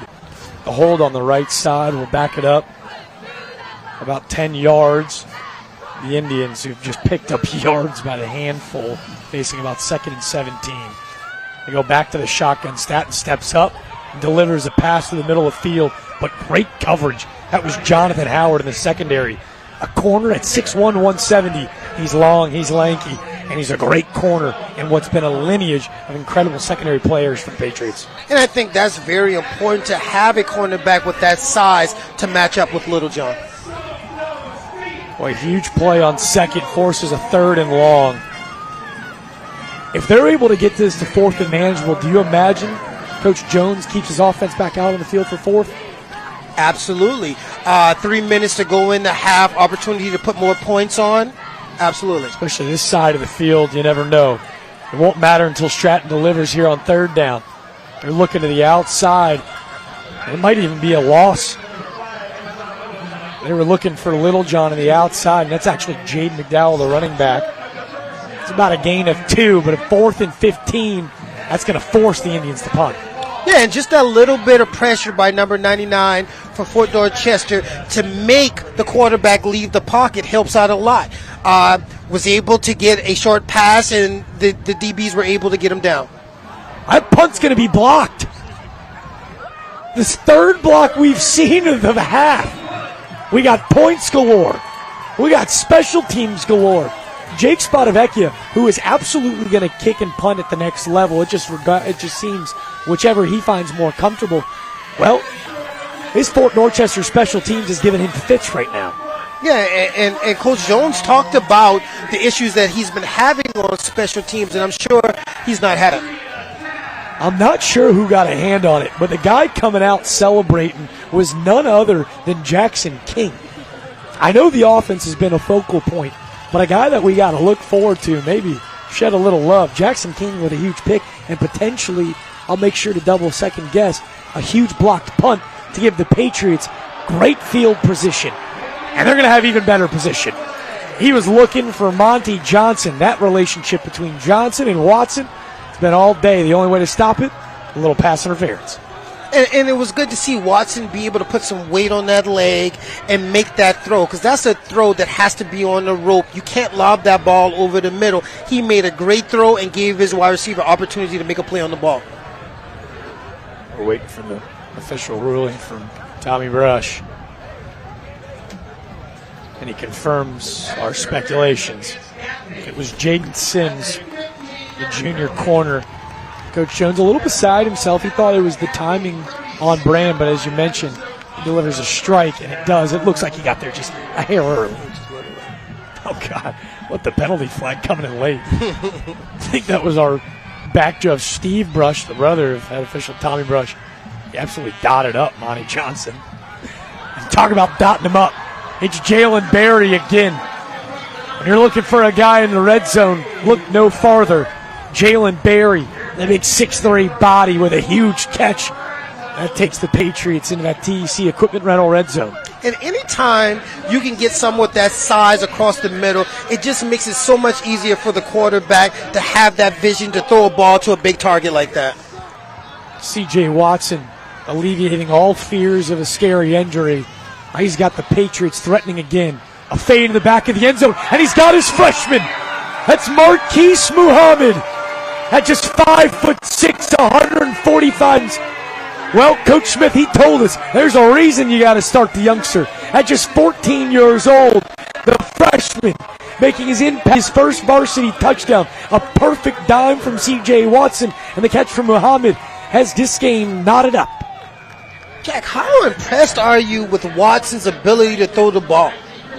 I'm telling you right now, Stone Furry, who was in coverage as sophomore, that was pretty good coverage. As that field goes uprights, we're looking at a 27 squared up ball game. Des, not only was it a perfect throw, I've been impressed. You're my quarterback guru. How close is to facilitate to what's now been, let me do the math, it's 8 different receivers. I mean, he's delivered 11 completions to 8 different receivers. He's been a different guy that's beat him on every possession. And that's what's making what he's doing so special, being able to spread the ball around, giving different people the opportunity to make plays, and you see how it's been working out for Fort Dorchester. Sorry, you'll have to forgive me at home. I'm not much of a math whiz. Des is my quarterback guru and my math guy. 6 receivers. Still wildly impressive. Still wildly I was going to say, still wildly impressive. But Marquise Muhammad, welcome to high school football, young man. A perfect route. You saw him get out in and out of his break on the outside. And Watson, the timing with his young freshman, impeccable. And yeah, Marquise, I had an opportunity to work with Marquise a couple of years ago when he was playing rec football. And during that workout, just showing how competitive he was. He always wanted to defend the best receivers, and he wanted the best defenders to defend him while he was doing his routes, and it's paid off for him. Freshman making big plays in a big-time game. Do your thing, young man. Rudy Aguilar on the kickoff. Foot meets leather, and he delivers a bomb. This one backs Littlejohn all the way back up to the 5. Littlejohn cuts it back upfield. He's met it around the 29-yard line. With just 2:16 to go in the second quarter, it's Jack DeLongchamp alongside my partner, Des Brown. Third guy down on the field with us, Trooper Bob. Us alongside this entire Friday Night Rivals crew. We've been in for one heck of a first half. Yeah, I really thought this was going to be a defensive game. I thought some points would be made throughout the game, but not 27-27 with 2 minutes left in the half. Stratton drops back. He finds McDowell on a quick little screen on the outside. Those little bubble screens on the outside have given the Patriots fit. It looks like they defend them perfectly, but the speed of McDowell to the outside has been a treat to watch. I think just a part of the game plan is getting our athletes the ball in space, because they have some incredible athletes with incredible speed that can make plays and take it to the house. They go back to McDowell on the ground. It's a pickup of about 5. Des, this is that 2-minute warning that I know you guys preach in practice all week during practice. Senior quarterback, obviously a head coach. It's the most winning coach in the history of its prestigious program. Are you hunting for 6? Are you happy to get 3? Obviously, this has been a game where you're trying to get 7, but any points matter at this point. What do you like to see out of Riley the Sniper Staton here with just a minute and a half to go? I think in a 2-minute drill, the thing is, it's trust factor. I have a senior quarterback who has been making great decisions all game, has been getting our playmakers the ball, give them a chance to make play and get us into the end zone. So as we can see, 3 is not going to get it done. So we're looking for touchdowns, and he has the opportunity to drive this ball down the field and put more points on the board before the half. Well, it was Gaffney that received to start this game, so Fort Dorchester will get the ball to start the second half, so any kind of points will be massive. We go back out to the corner. It's Littlejohn. He makes a couple man's miss, but look at those legs just keep on driving. Amazing Littlejohn with amazing toughness. Yeah, and he just has the ability to break tackles. He's tough to get down on the ground. So it's going to take more than one person trying to get this guy on the ground. We need multiple hats at the ball. You saw it took about 3 or 4 Patriots to take him to the ground, but not before he fought for another 4 or 5 yards. It's the Indians with the clock dwindling down to about 1:10. That first down brought to you by West Shore Home. Stratton looking to hunt for a couple more. He'll get another. If it ain't broke, don't fix it. He goes back to that curl route, and it's Littlejohn for another first down. But just like you asked me before, that's why you give the senior quarterback an opportunity to drive the ball down in a 2-minute offense, because he has all of the weapons and everything he needs to be successful at this point in the game. Staton projects as a pro-style quarterback at the next level. We told you transferred from Gray Collegiate. He entered today's game averaging 221 yards per game. He's already at 224, folks. 111.4 QBR. We'll talk about efficient. Riley Staton has been just that. 2 touchdowns already. He's orchestrating one heck of a drive. And they go back to McDowell on the ground. And it looks like head coach Dan Jones is going to use his second timeout. So we've seen a lot of Jamarcus Smith, the junior who's already got 2 touchdowns in this first half. Amazing Littlejohn, you can see, really starting to become a focal point in this offense as the game clicks on. But with 56 on the clock, you find yourself at the opposing 27-yard line. You start taking shots now.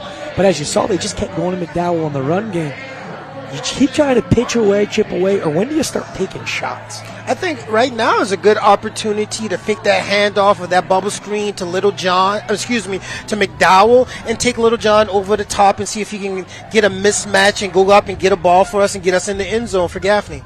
You take a look at the defensive line unit for Fort Dorchester. Malachi Watson, the outside edge. That's Camden Hawkins, big number 93. Landon Whitlock is a captain and nose tackle. And defensive end Jaden Acevedo got the hand on that blocked PAT. That front 4, we've seen at times present quite the push on that front 5 for Gaffney defensively with under a minute to play. How important do you blitz? Do you trust just rushing your front 4? Obviously, you got to give a little bit of pressure on Staton to make it not so easy. Yeah, I think this would be a good opportunity to send someone to try to get him out that pocket and see if he can make those throws on the run. 2nd and 7, McDowell in coverage. He's got a man right up the middle of the seam. It was Drew Medley, and just whistles outside the outreached arms of the senior receiver. It was the pressure that forced that errant throw. Yeah, and I think it was a mistake in the secondary made, and that left the guy wide open in the seam, but the quarterback just didn't have that time to get his feet set and get the ball in there. Perfectly timed by head coach Josh Smith. That was middle linebacker. First time we've said his name, sophomore Malquan Pimentel. He thinks that he could be the next special linebacker out of Fort Dorchester. His hands up forced the errant, an unusual errant throw of Riley Staton. Staton with a huge drop back, a throw to the middle, and that was dangerous. That was number 20, Jordan Wright, hunting down on what could have been an interception. You can see he's upset with himself, but forces the 4th and 7. And the difference of what we're seeing now opposed to the beginning of the game, we're getting pressure on the quarterback. Fort Dorchester has been able to make it a little bit tougher, get in the vision of Staten, and that has made it a little bit harder to get those easy balls to the receivers. What's the senior Jake Spadavecchia? It's been a crazy ball game. We've seen blocked hits, and this could be a huge field goal to send them to the half. Does he have enough leg? And it's going to fall just short in the end zone. That's a huge moment in this contest because not only with 47 seconds left in the second quarter do Gaffney not steal points when it seemed it was going to be inevitable, but now Fort Dorchester with a timeout left and C.J. Watson with the rock. They've got some time to go steal 3 of their own. Yeah, but I really expect them to come out, be satisfied with the score at this point, hand the ball off, and take it into halftime. Do you expect, with them getting the ball to start the second half as well, I was curious, you don't think they should push the envelope and go for it? No, because you don't want to cause any mistakes. You don't want an interception to happen right now and give Gaffney momentum going into halftime. Well, it is Watson back out. He's joining the backfield with Ryan Campbell. They hand it off to Campbell. The shifty sophomore cuts it to the outside for about an 8-yard gain. He hustles back to the line of scrimmage. This is why we pay Des Brown the big bucks. He knows what he's talking about. I'm with Ryan Campbell. I was wanting to hunt for points. Hey, but when you're handing the ball off to Ryan Campbell, you have an opportunity to take it to the house. That's as good as a fly route sometimes. The game clock hit just at 20. Play clock at 22. They'll have to snap it one more time. They'll go back to Campbell. A halfback dive, and this time he's met on the outside. A huge hit from Sherman Tate. And that should end the half. Dev, to paint the picture, an eventful first half wouldn't do it justice. 27-27, but the resiliency down 14 from the home squad, so impressive. Yeah, and just the opportunity to see the kids that have been advertised all make plays. From Davion Brown to Raleigh Staten to McDowell to Amazing Littlejohn. Everyone has had an impact in the first half of this game. I can't wait to see what happens in the second half. Well, the Stars showed up to play. Now we got to hear from the first-year head coach, Josh Smith. He did an unbelievable job of orchestrating his team back in the game. And he's with our man, Trooper Bob. Trooper Bob with Coach Smith. What you got for us, boys? Hey, Coach, you were able to tie the game up 27-27. Are you happy with your team's performance so far? Yeah, I mean, we once again, we faced adversity. Talked about that before. We got down early. We're able to come back. So it's good to see that, but we've got to pick it up on defense a little bit. A lot of emotions on both sides, a lot of penalties. What's your message to your team at halftime? We got to go in and we got to play our style of football. We can't let our emotions play the game. We've got to play it. So I'm going to go in there and I'm going to tell them, hey, play with your head, not your heart right now. I mean, they're letting emotions get to them, and we can't have some of the dumb penalties that we've had. And that's what we talked about pregame. So we got the game underway. It's tied up right now. It's 0-0. So that's going to be my message to the team. Best of luck in the second half. Thank you for your time, Coach. Yes, sir. Guys, just like we were talking about beforehand, before the game, a lot of chippiness on both sides. You're letting emotions getting into them. That's what's costing all these penalties. You're working twice as hard to get half as far, and that's not the case. I can tell you the crowd is into it. The guys are into it here on the field. This is a long game. If you remember, you guys got the official time up there, but this first quarter lasted about an hour, if not more than an hour. That's why this game's going so long. I'll send it back to you guys upstairs. Just a little bit short. Well, the brilliant words from head coach Josh Smith. He's got everybody here at Steve LePrad Field ready to rumble. It was a huge first half from the offenses. How do these incredible blue blood programs respond in the second half? Well, you're going to have to come back and join us for another incredible half of football. All because of Preferred Home Services Friday Night Rivals, driven by Cruz Chevrolet. Don't go anywhere. It was the Indians 27, the Patriots 27.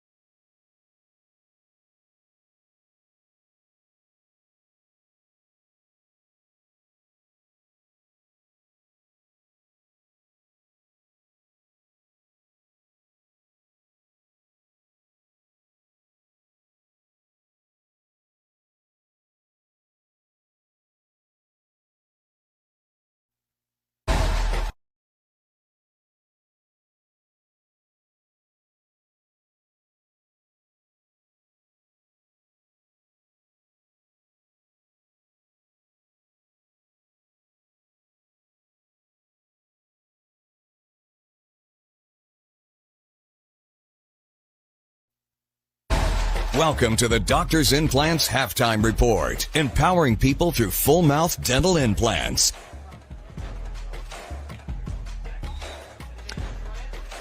Each week, the Thumbs Up guys are proud to highlight a scholar athlete from each participating school. The students selected will have an opportunity to win a $5,000 scholarship at the end of the season. Tonight's scholar athlete is Nicholas Kristoff. The Fort Dorchester Patriot Nicholas is getting it done in the classroom and on the tennis courts. A 5.247 GPA. Nicholas, are you kidding me, man? He's been a varsity tennis member since 2020. He was an all-region player just a season ago, and to boot, a team captain last year and this year too. In the community, Nicholas is a member of the Habitat for Humanity committee. He's worked on multiple projects for the last 2 years. He's also a member of the National Honor Society, doing service projects since last year as well. He's also, again, because he's done everything, Nicholas is a member of the FDHS Band Leadership Cleanup Project. Nicholas is obviously getting it done in all three phases of life. We say kudos to you, Nicholas, and thank you to the Thumbs Up guys.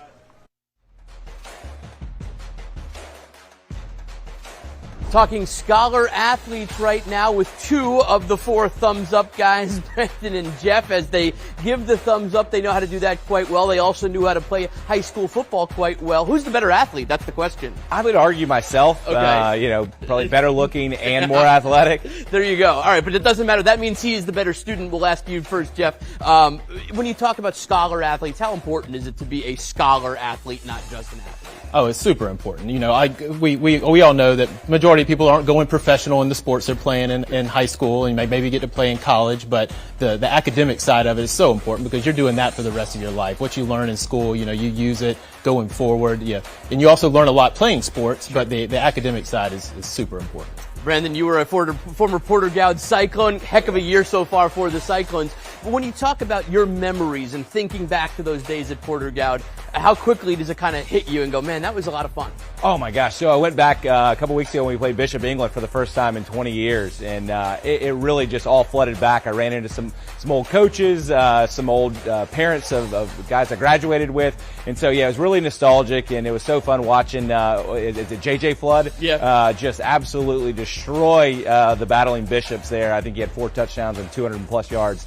So yeah, it's super nostalgic. I love being able to watch the Cyclones play well and know that we're being able to help the community and give back and help those kids not only on the field but also hopefully when they go to college be able to give back to help pay that bill because we know it's not getting any cheaper. Yeah, no, absolutely. That is two of the four Thumbs Up guys, Jeff and Brandon. They are the presenting sponsors of the Scholar Athlete, both of them Scholar Athletes themselves. Looking forward to handing out that check at the end of the season. We'll be right back with more from the Doctor's Implants Halftime Report.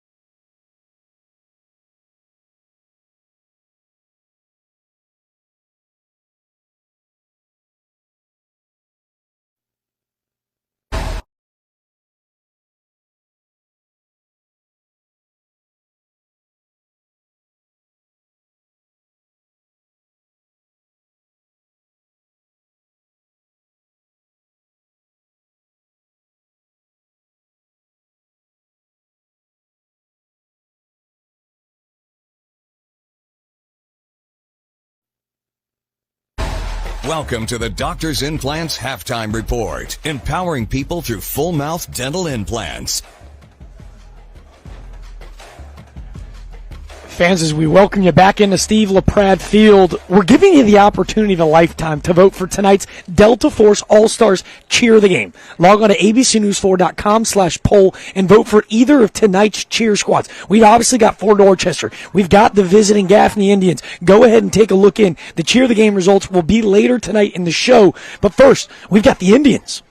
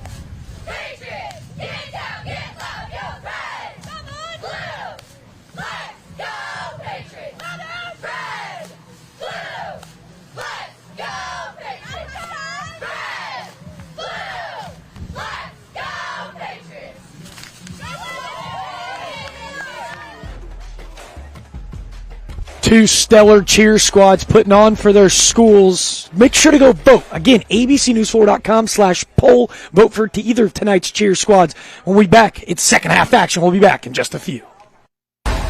We'll be right back with more from the Doctor's Implants Halftime Report.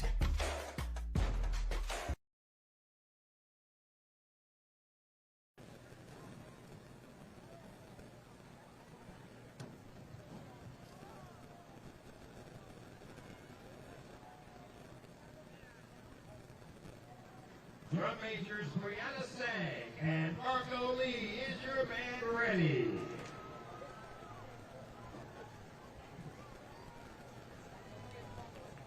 Please welcome the band, the Fort Dorchester Marching Patriots.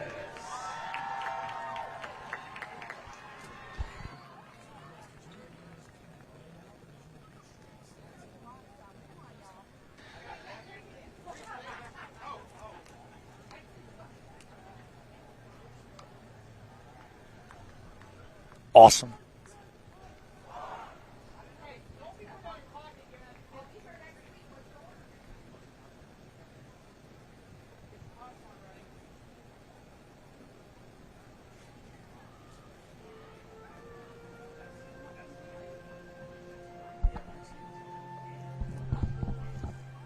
What's so nice? Thank you so much. Heck yeah. Who's going to say no to candy? I don't even know. I'm so overwhelmed. Oh, one of these blow pops. Sweet. You want one? She's got candy. Let me get that Snickers. Yeah, heck yeah. Thank you so much. Thank you.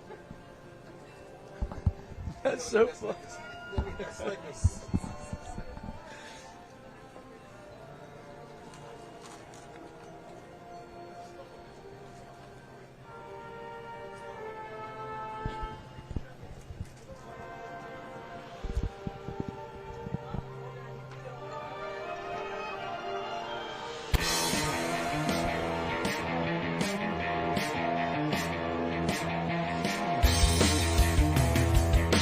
Jack DeLongshaw alongside my new colleague, Des Brown. It's Preferred Home Services, Friday Night Rivals, driven by Cruz Chevrolet. Des, if you like offense, if you like Madden video game type numbers, we've got just the ball game for you. Steve LaPrade Field saw 54 combined points. We got some stats to show you. Des, what really popped off and stood out to you? The quarterback play. The quarterback play and also the play calling by both of the offensive coordinators. As you can see early on in the game, there weren't a lot of balls down the field. Rhythm throws, 5-10-yard hitches, slants, giving the quarterbacks the confidence early to make the plays, but more importantly, giving your playmakers the ball in space. And we saw a lot of big plays in that first half. Well, I'll tell you right now, some call it self-deprecation. I call it being honest. We didn't see this happen. I was going to tell you this is going to be a tough, hard-nosed, on-the-ground football game. That's these two teams' MOs, has been for decades. That's why they've had so much success. Let me tell you right now, these two quarterbacks were spectacular. I think a lot of it to do with the play up front. The left tackle for Fort Dorchester, Tyreek Dees. The left tackle for the Gaffney Indians, Shedrick Surratt. He's got offers from Coastal, App State, Marshall. Those guys on that left side have provided a huge pocket for these guys to deliver the rock all night. And if you look at Statton's the first 3 series, every time he dropped back to pass the ball, there was no one around. The offensive line did an incredible job giving him that vision to make his reads and get his playmakers the ball. Well, a number that you didn't see on there. How about personally, Jamarcus Smith? For Gaffney, 3 catches for 121 yards and 2 touchdowns. Is that pretty good, dude? I mean, what? And not only that, the way he caught those balls and accelerated to get through the secondary and find his way to get into the end zone, it just showed how much speed, quickness that he had and his playmaking ability. We told you, amazing. Little John was our player to watch, and Jamarcus Smith said, hey, look over here, too, the weapons on the outside for the Indians, something special. But I'm telling you right now, the excellence that we see on the field tonight, I think they're competing really hard because they want to win tonight's trophy. Des, it's a beautiful trophy. I know this is your first game with us. Tonight's trophy and Scholar Athlete plaques at the end of the season provided by All-American Awards, helping Charleston recognize excellence since 1993. Not every day you get to play for a trophy unless you're Gaffney or Fort Dorchester is always in the state championship. And a trophy that says All-American. Anytime you hear All-American is around football, that's something you certainly want in your possession. Heck yeah. Hey, well, tonight, I know there were highlights to last a lifetime in that first half, but you'd be crazy to not go over. Make sure to switch to News 4 tonight. Those are your guys you got to watch. Get a complete highlights from all the action around the Low Country with News 4's sports director, Scott Eisberg, the best in the business, and Webb Wright. Friday Night Rivals on News 4. It starts at 11:05. They're going to get things really rolling at around 11:20. They're going to need an hour broadcast to be able to fit in all the highlights we had in just the first half, Des. And I was just going to say that to you. And we may not get out here in time to catch the show the way this game is going, but they could fill that whole show up tonight with just highlights from this game. I'm telling you, man. And what we've got looking forward to, we've had this one circled. Again, 2 prestigious programs. We'll get some really awesome matchups coming up next week. We got Beaufort, Philip Simmons. What Eric Bendig has done at Philip Simmons with the Iron Horses in just their inaugural couple of years, with 6 years of the program, he's got them. Wow, have they been really good. But Beaufort, the reigning state championships, head coach Bryce Lybrand, we saw them week 1 against Cane Bay. They're always ready to roll. Lake Marion and Bishop England. Des, you and I will be on that October 6th call, as well as October 13th, too. Somerville takes on West Ashley. Gaffney and Fort Dorchester feel like they're on a collision course for the state championship.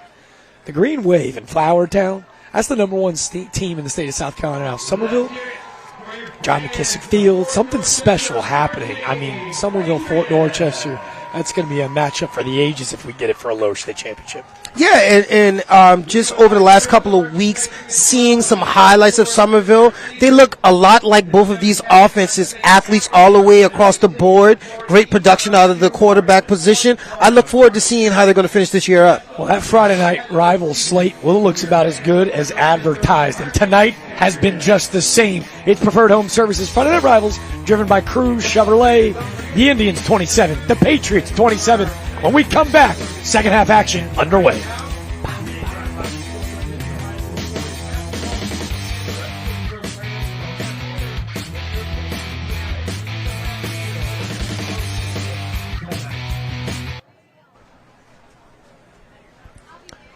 That was great, man. That was perfect.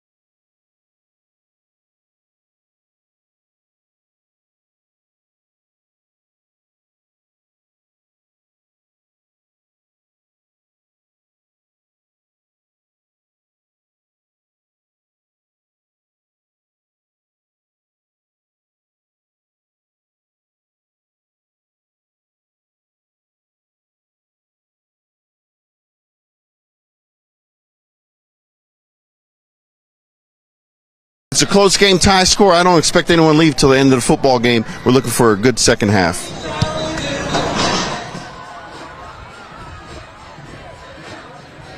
Well, come on, Trooper Bowell. Where else would you want to go when you got the likes of Jamarcus Smith dashing down the sidelines for a first half high of 121 yards and 2 tutties? As we roll through some of these highlights, there's enough to last us a lifetime. Absolutely, and here again, we've been giving a lot of praise to the quarterbacks, but giving these playmakers the ball and seeing what they've been able to do throughout the course of that first half, we all have had a treat tonight. I'll say this, Des. We got the opportunity to talk with Coach Jones before the game, and he was just a delight, man. He had so many stories to kind of fill us in, not only to talk about how great his program is, we all know that, but to really embody what the culture of Gaffney football, what it stands for. We told you about the 18 state championships. How about they've been runners-up 7 times? 7 times. Right. So they're always in the hunt. But that's not his concern. His concern is raising incredible young student athletes, and that's why you see his guys playing so hard for him, as you see there. Amazing Little John. The effort to get into the end zone. Obviously a really talented player, but to continue moving his feet, to continue to fight for his guys. That's what was so impressive with Coach Jones' bunch. What was also so impressive, first-year head coach, Coach Smith, Fort Dorchester, they didn't flinch. Took a couple big punches down 14. They get back in it. Now they got a clean slate in the second half. Yeah, and I think everyone out here was shocked at how easy it was for Gaffney to score those first 2 touchdowns. But Fort Dorchester didn't panic. And that comes from having a great leader, a great coach like Coach Smith, keeping his guys in the game and making sure that they believe that they still had a chance to get back in this game and actually win it. You see, getting ready for the kickoff is Amazing Little John and Kristen Ellis. We told you about some of the numbers of Little John coming in, 24 catches for 407 yards, 81 a game, and he just had his 6th touchdown in that first half. Offers from the likes of the Citadel, Charleston Southern, Gardner-Webb, Elon, Bucknell, those Division I offers really coming through. In a school in the Low Country, Charleston Southern or Citadel would be stoked to get a guy like the likes of Little John. But in the meantime, he's worried about one half of football. And this is going to be an important half, what the landscape of high school football at the 5A level looks like. And we're underway. How about the freshman? That was Marquise Muhammad again. He had the big touchdown and a tackle in the special teams game to get things underway. And a lot of times with 5A schools, when you have as many kids that these schools have, you don't see this offensive players or defensive players. You're important players on special teams. If you look at that kickoff team, you see Marquise out there. You see Davion Brown out there. That's how important this game is. Every position matters. We got to get them down on the ground. Let's get our best athletes out there. Well, we've seen a doinked PAT. We've seen a blocked PAT. We've seen a blocked field goal. We saw a missed field goal at the end of the first half. A big kick return to allow Fort Dorchester to get that field possession. The third phase could be wildly important in that second half. As you saw the numbers from Riley, the sniper, Staton, well, it doesn't really matter where they get the ball. He still feels really good. But all of a sudden, this defensive line starting to come to life. That was Camden Hawkins, a little reminiscent of the J.J. Watt SWAT play at the end here. And I talked about it a little bit earlier. I thought that he was so comfortable in the pocket in the first half, no pressure. But as you see, coming out at halftime, I think the goal is to make sure we get some pressure on Staton and make his job a little bit harder. Well, it's got to be a lot more difficult when you've got the 6'3", 220-pound Hawkins breathing down. A great play and really athletic. Gaffney go back to the ground on second down. That's McDowell. You can see just constantly fighting for more yards. Looks like about a pickup of around 6. And you can see those conversations, the extracurriculars after the whistle. Want to play discipline, but sometimes the emotion just can't help yourself. Yeah, but we've also noticed that a lot of that has settled down, and these guys have kind of gotten back to doing what they know that they can do, and that's go out there and play football. Great block out front by the pulling right tackle, Xavier Jeffries. 3rd and 5, Staton's going to opt to run. Can he beat him to the corner? Will he have enough? It's going to be really close depending on the spot of the ball. Great physical run from Staton, and it looks like he's going to have enough for Mr. Sparky's first down. Mr. Sparky, America's on-time electrician. He did it in the air, and that time the physicality of Staton will keep this drive alive. And just being able to give Fort Dorchester's defense a different look when things break down in the pocket, being able to get out and utilize your legs will pay its dues later on in this quarter. They pitch it to the outside.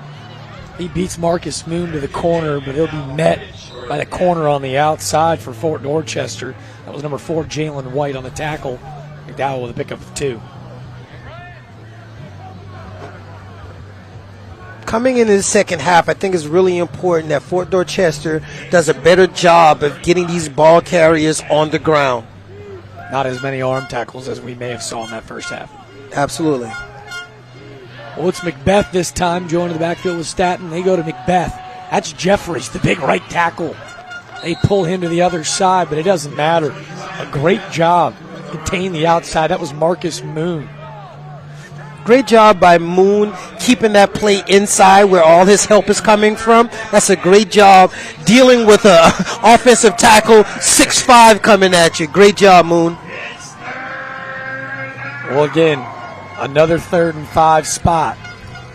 They bring in Jackson King to play that middle linebacker spot. Does he serve as a quarterback spot? He tried to keep Staton in the pocket. They go back to the outside. He finds his man, Jamarcus Smith, a quick little curl route for about 5, and it should be enough for a first down. And Gaffney has had a lot of success with these rhythm throws, these quick passes. I look forward to seeing him get back to that in the second half, getting the ball out of his hand in rhythm where he doesn't have to hold the ball long and allow pressure to get to him. You know, it's really interesting that, too. That was Monty Johnson. He usually plays free safety. He slides down to that DB spot. He's a speedster. They've got him matched up with Jamarcus Smith, who obviously had that huge first half. Johnson trying to slow down Jamarcus Smith.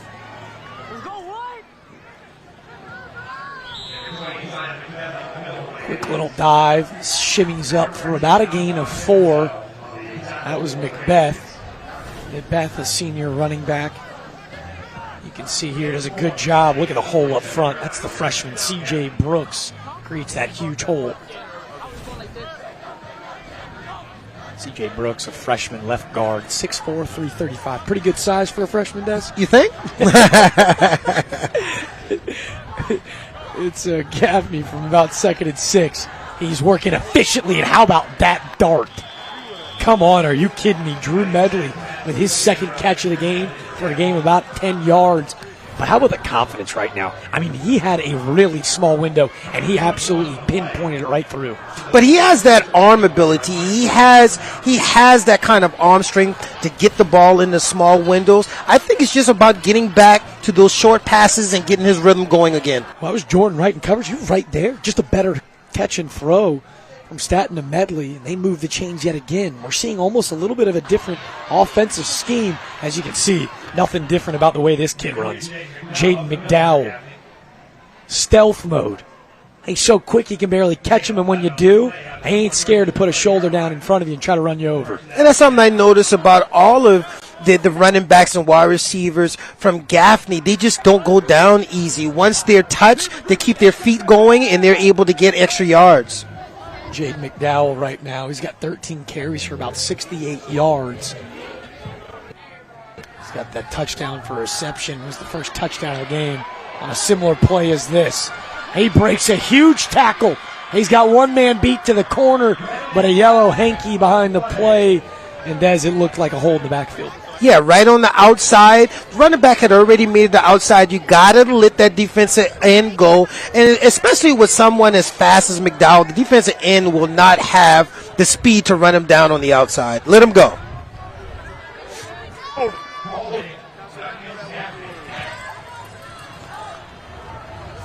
Well, head official Tommy Brushy confirms what Des told us. It was a hold behind the line of scrimmage. And again, it's been almost a little bit more methodical. They're taking what Fort Dorchester's given you.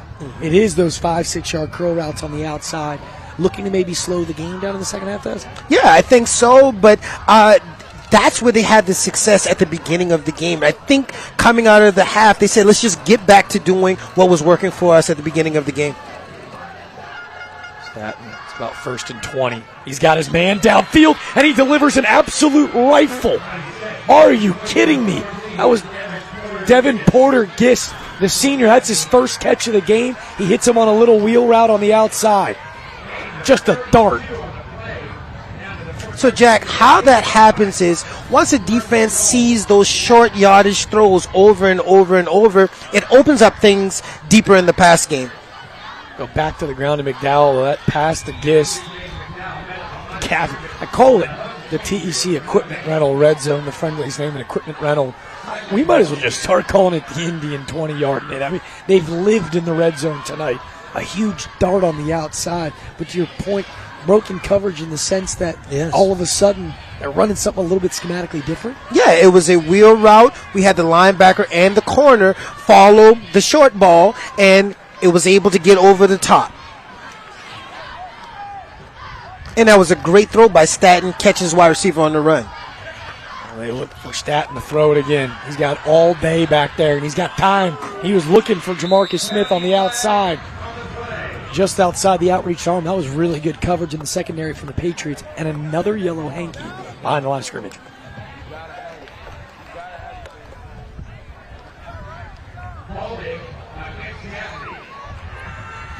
This time it's going to be on the left side of the offensive line. I'm not sure if they got it on Brooks or Surratt. We told you. You got two big fellas on the left side of the football. Shedrick Surratt, 6'5", 305. We told you about the plethora of Division I offers rolling in his way.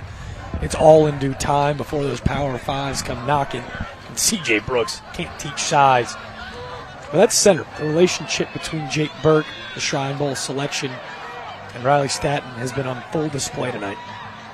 And it's important. It's always important that you're able to communicate as a quarterback with your center. And here again, you lead the troops from the trenches to the backfield. So just having great communication, making sure that both of y'all are on the same page is very important to having a successful offense. We'll back them up to the 18, and it's second and goal. They look to hand, and they go back out to the left side. McDowell, he cuts it in. A great block on the outside from Jamarcus Smith. But Jaden McDowell, he does it again. Here again, getting that speed to the outside, and all game Fort Dorchester has had an issue getting those guys down on the ground. Dealing with that speed has certainly been a problem. Jaden McDowell's second touchdown of the night. But look, they pull in guard the athleticism of Jake Burke. He was a right tackle a season ago. Now a center, almost used similar as the Philadelphia Eagle offensive schematic. They pull the center. You don't often see that. It's good enough to give him a big enough hole, and another 7-point lead. Well, yeah, Coach talked to us about that earlier. He was saying not only are these guys big, but they can run. And another touchdown from Gaffney gives him a 7-point lead. It's Preferred Home Services, fronted by Cruz Chevrolet. Gaffney 34, Fort Dorchester 27.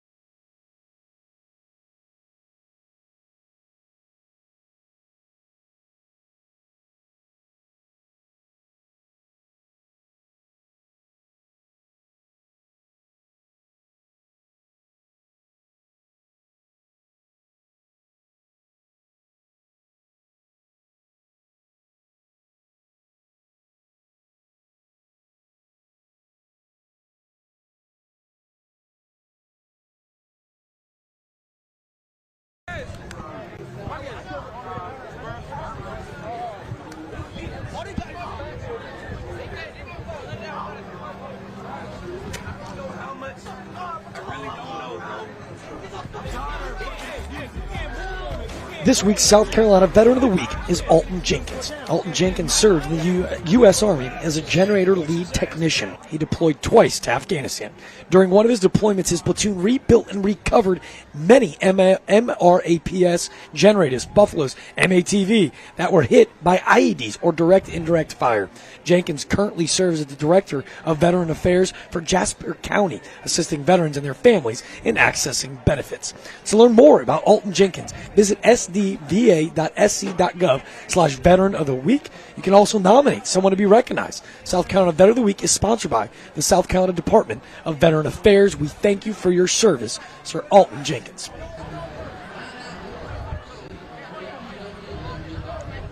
So many people to thank on this beautiful, what seems like first fall night here in the Low Country. The new turf laid by the Fort Dorchester Athletic Department. Last week, the ceremony naming it Steve LaPrade Field. What's been an incredible ball game. And an incredible ball game from Davion Brown. The senior running back breaks off another one. Every time Gaffney throws a punch, it seems like number 5, well, he's ready to answer. He's a playmaker.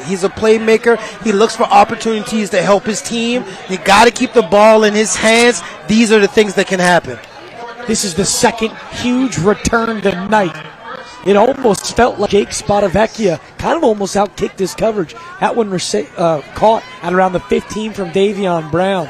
If it's not in the backfield, it's been in the kick game. That was an area of concern for Coach Jones and the Indians. Absolutely. And you can see that they're doing a good job of not kicking it deep, trying to kick it short to give them time to get down and make that play. But you're giving that ball to a baller, and he's making it happen. A baller he is. C.J. Watson, the Patriot-led offense, trots back out with around 6:15 to go. Gaffney leads 34-27. It felt like they were just in utter complete control on that first drive, really making a statement to get out in front. And Fort Dorchester, are we surprised by the resiliency? No, not at all. This has been a field possession game, and every time Fort Dorchester has had good field position, they've figured out a way to score some points. A lot of pointing on both sides to see who jumped first. Tommy Brush saying it's actually a legal procedure, not a false start. That'll back up the Patriots about 5 yards. 5 they picked up on first, immediately eradicated as Watson, who really hasn't been too concerned with the yardages today. It just feels like the timing has been impeccable. Yeah, he's playing the game of his season, and he looks a little bit healthier and feels a little bit better putting pressure on that leg. I'm happy to see that. We'll talk about a guy that's looking healthy and capable. Ryan Campbell trots the Patriots down in the TEC Equipment Rental Red Zone, the friendliest name in equipment rental. And this might soon become the friendliest name in the Low Country. Ryan Campbell, you are really high on this young man's ceiling. Really high. But before that, let's get his name correctly. That is Agent Zero. I told him before the game, if you know anything about North Charleston Red football, he's certainly known as Agent Zero.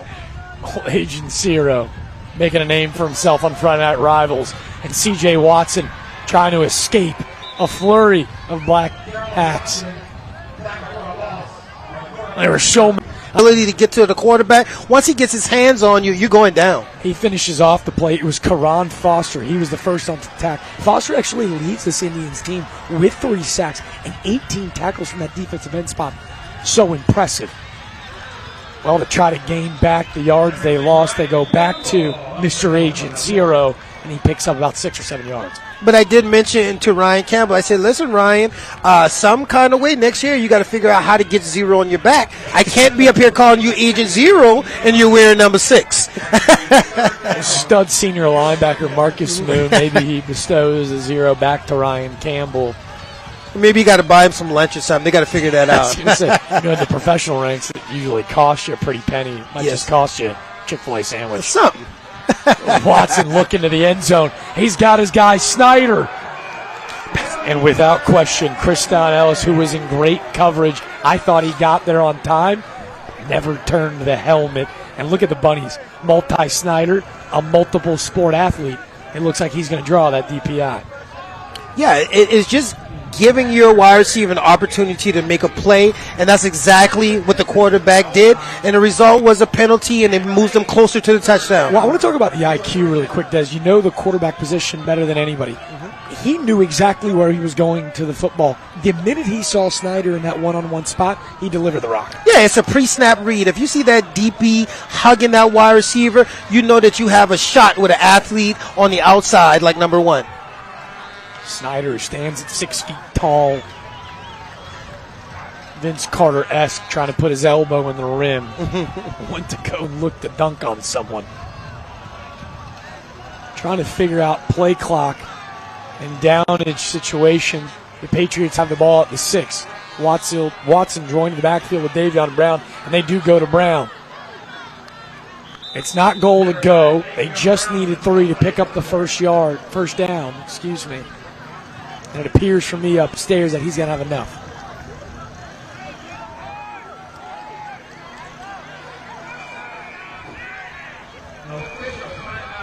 I was going to say we're going to have an official timeout on the field, it looks like, as there is some pushing and shoving up front. That was the left guard, Preston Murphy, created a nice hole up front. And maybe even a better play. It looked like Andrew Rupp, who's got an interception this game, was the first at contact. And right now, Davion Brown is looking over to the sideline and say, hey, Coach, give me the ball. This is my time, and I would do exactly that, feed him. Well, as we take a look at the sidelines, shout out our incredible chain crew tonight. First time we've seen them, as it looks like they're going to have enough. Great shot. Look at the camera angles. Come on, this is an SEC broadcast, folks. We got the best crew in the country. That's good enough for a Mr. Sparky first down. America's on-time electrician. Chains crew was on time. Davion Brown was on time. And all thanks to big fella Preston Murphy up front leading the way. Yeah, right now, I'm proving a point. You know what's coming. Davion Brown is coming. Let's hand this ball off, find a way to get in this end zone. There's Brown in the backfield. They usher Barry in motion. And Watson, he keeps it. Everyone in the ballpark fell for the fake, including me upstairs. Davion Brown bit for the fake. C.J. Watson, he strolls in. Well, great call by the offensive coordinator, because I would give Davion Brown the ball. So I'm sure that Gaffney assumed Brown was getting the ball. Great read by the quarterback. Found his way to get in the end zone. Great job. Well, I think it's got to be a read play, right? He's Certainly reading Jeriel Jeffries. That's supposed to be the containing the edge. Jeffrey bites for the fakes. Watson keeps, and he strolls in and is extra point away from tying this ball game up for the 4th time tonight. Yeah, simple read. You see that defense numbers. That's a pull. You get the ball to the outside. Well, Eric Mittig strikes the PAT through. It's Preferred Home Service Rivals, driven by Cruz Chevrolet. Don't go anywhere. We're all squared at 34, and we're just getting started.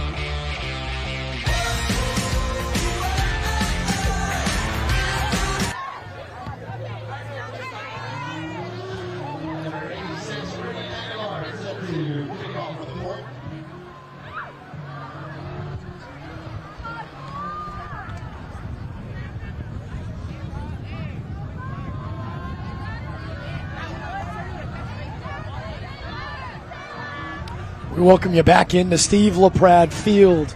It's a beautiful fall evening here in the Low Country, and we have been treated with arguably the game of the year, Des.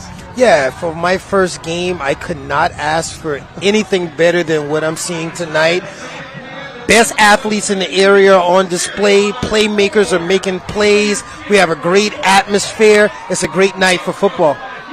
Fort Dorchester most recently winning the state championship in 2015. The South Carolina Gamecock to carry on Joyner. Steve LaPrade pioneering the way as we were about to get things underway. Aguilar went to go boot it to the back of the end zone. It's been a windy night. We thought that might be something to keep an eye on. Both coaches talked to us before the game. Hey, we just need this weather to stay off. A storm cell just north of Georgetown. It's been too good of a night to let Mother Nature ruin it. Yeah, I know me and you spoke a little bit about it, wondering if the wind would be a factor tonight, but the way both of these quarterbacks have thrown the ball tonight certainly hasn't been. They've just been throwing BBs through the wind, unbothered as Aguilar kicks it away.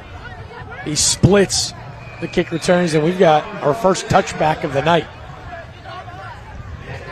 3:52 left in the third quarter. Jack DeLongchamp alongside Des Brown, third member of the crew, Trooper Bob down on the field.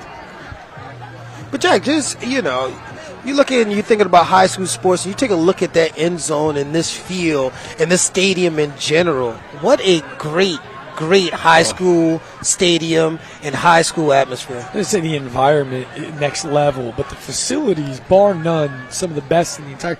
There are Division I college football stadiums that look like this. Got to give a lot of credit to Fort Dorchester. Not only what was Steve LaPrade was able to build, but what he was able to leave his legacy. Coach Josh Smith, well equipped to continue this incredible facility. I mean, look at the place. You got a jumbotron, for goodness sakes. It's truly an immaculate venue, and if you're a fan of football in the Low Country, you got to come visit. Talk about visits. I got a weird feeling number 2, Jade McDowell, is going to be making quite one or two visits to some Power 5 schools. I mean, this kid's been wildly impressive. And we keep on talking about him and forgetting that he's only a sophomore. He's going to get bigger, faster, and stronger. Well, that's terrifying for teams in the state. And Jamarcus Smith has been terrifying for secondaries this afternoon. That his 5th catch of the night.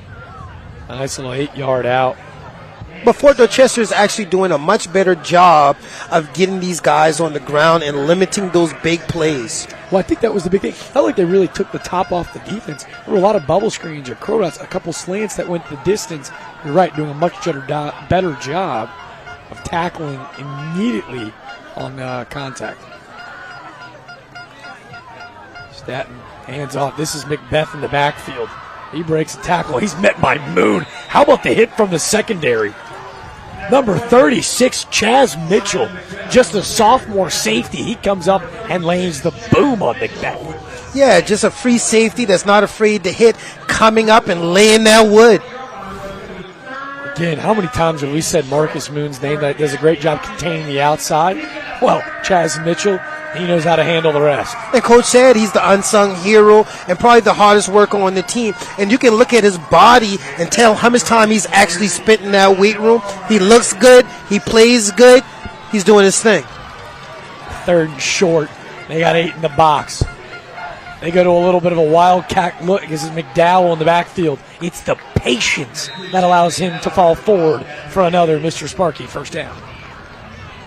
That's a good patient run, allowing those big offensive linemen to get their hands on that defensive line and just create enough room to get those extra yards for that first down. Well, I got to tell you, too, you said offensive linemen. That must have been their 18-wheeler offense. Karan Foster, Sherman Tate, those D tackles on the other side of the football, they were out kind of leading the way for McDowell, a speedy back. He shows the patience to sit behind the biggest members of his team. And that was a big first down because at that point, the other side of the 50, not sure if they go for it on 4th. You're right. And I just think that the defensive ends has to continue to run and try to string these bubbles and these sweeps out closer to the sidelines, allow their linebackers to come fill some of those lanes, and try to get McDowell down on the ground. Another impressive 10-yard run from Jaden McDowell. This time Macbeth met in the backfield. I mean, I'm telling you right now, Chaz Mitchell, he is making sure that we remember his name. Shot out of a cannon out of that second level. A big tackle. Get him behind the chains on 2nd and 11. It's a minute 10 left in the 3rd quarter. Riley Stanton been up to that up-tempo offense. He starts to slow things down a bit. 3-step drop back, and he looks to the far side of the field. A great ball to Devin Porter gets, and that'll be enough for another first down. You're our QB guru. I'm going to keep calling you that all night. To the far side of the field. That's arguably the toughest throw you can make as a QB. He's got the serious arm strength tonight Staten has. So impressive. I love to see it, but you have to start off from the beginning. If you look at his base and his mechanics and the way he steps into the throw, the ball is out of his hand before the wide receiver breaks that route off. Really physical run for Macbeth. That'll be enough for another Mr. Sparky first down. We shout out Miller, Dawson, and Siegel. A thumbs up, guys, for a great look on that instant replay as Dad was able to break down the mechanics Riley Staton. Starting to see why we call him the sniper. The sniper. And that's something that you don't see often with high school quarterbacks, throwing wide receivers open. And he has the ability to throw wide receivers open. He goes back to Macbeth right now. Gaffney just getting everything they wanted. It's about a 7-yard pickup for Macbeth. You make up a great point, and I want to touch on that. For our fans at home that might not know, throwing your receiver open, what do you mean? A lot of times. So let's say you have a 5-yard hitch route, 5 yards and stop and turn around. Most of the time, the quarterbacks at the high school level will wait till that wide receiver actually turns around before they deliver the ball. Understanding becoming a better quarterback, as soon as you see that wide receiver hip drop, that ball needs to be out of your hands. So by the time the wide receiver turns around, the ball is already halfway there. That gives them an opportunity to catch the ball and make plays afterwards. We got a little bit of an injury timeout. This one really does look like a cramp. Number 99, Jaden Acevedo, down, and an athletic trainer, Danielle Greenman, sends her rest of her crew out to go get him. Now, to your point, is that timing? Is that just utmost confidence? Because I'm telling you, Staton this is arguably his best game of the season without question. So is that the timing in the route? Is that delivered and kind of developed through the offseason? Or is that just understanding kind of the maturity and progression of your game? All of the above. Okay. The timing goes with the footwork from the quarterback and also the amount of steps the wide receiver is taking on the route. Well, they're showing a wildcat look now as they try to get a play off before the end of the third quarter. A little confusion on the field, but no confusion upstairs. Des, we have been in store with one of the best games around the entire state of South Carolina. You're looking at Blue Bloods. You're looking at Fort Dorchester. You're looking at Gaffney. We've got 1 quarter left to play. Who will be the last team standing? Don't go anywhere.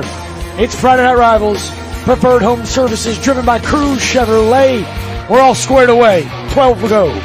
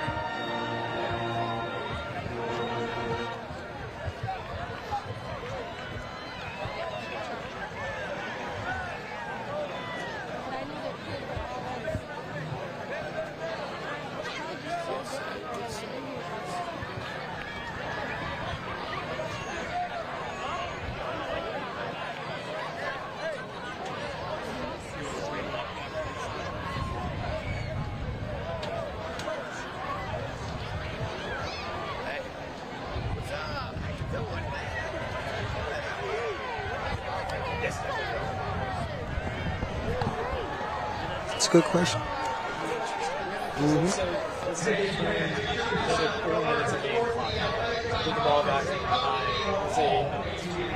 down and get your own touchdown.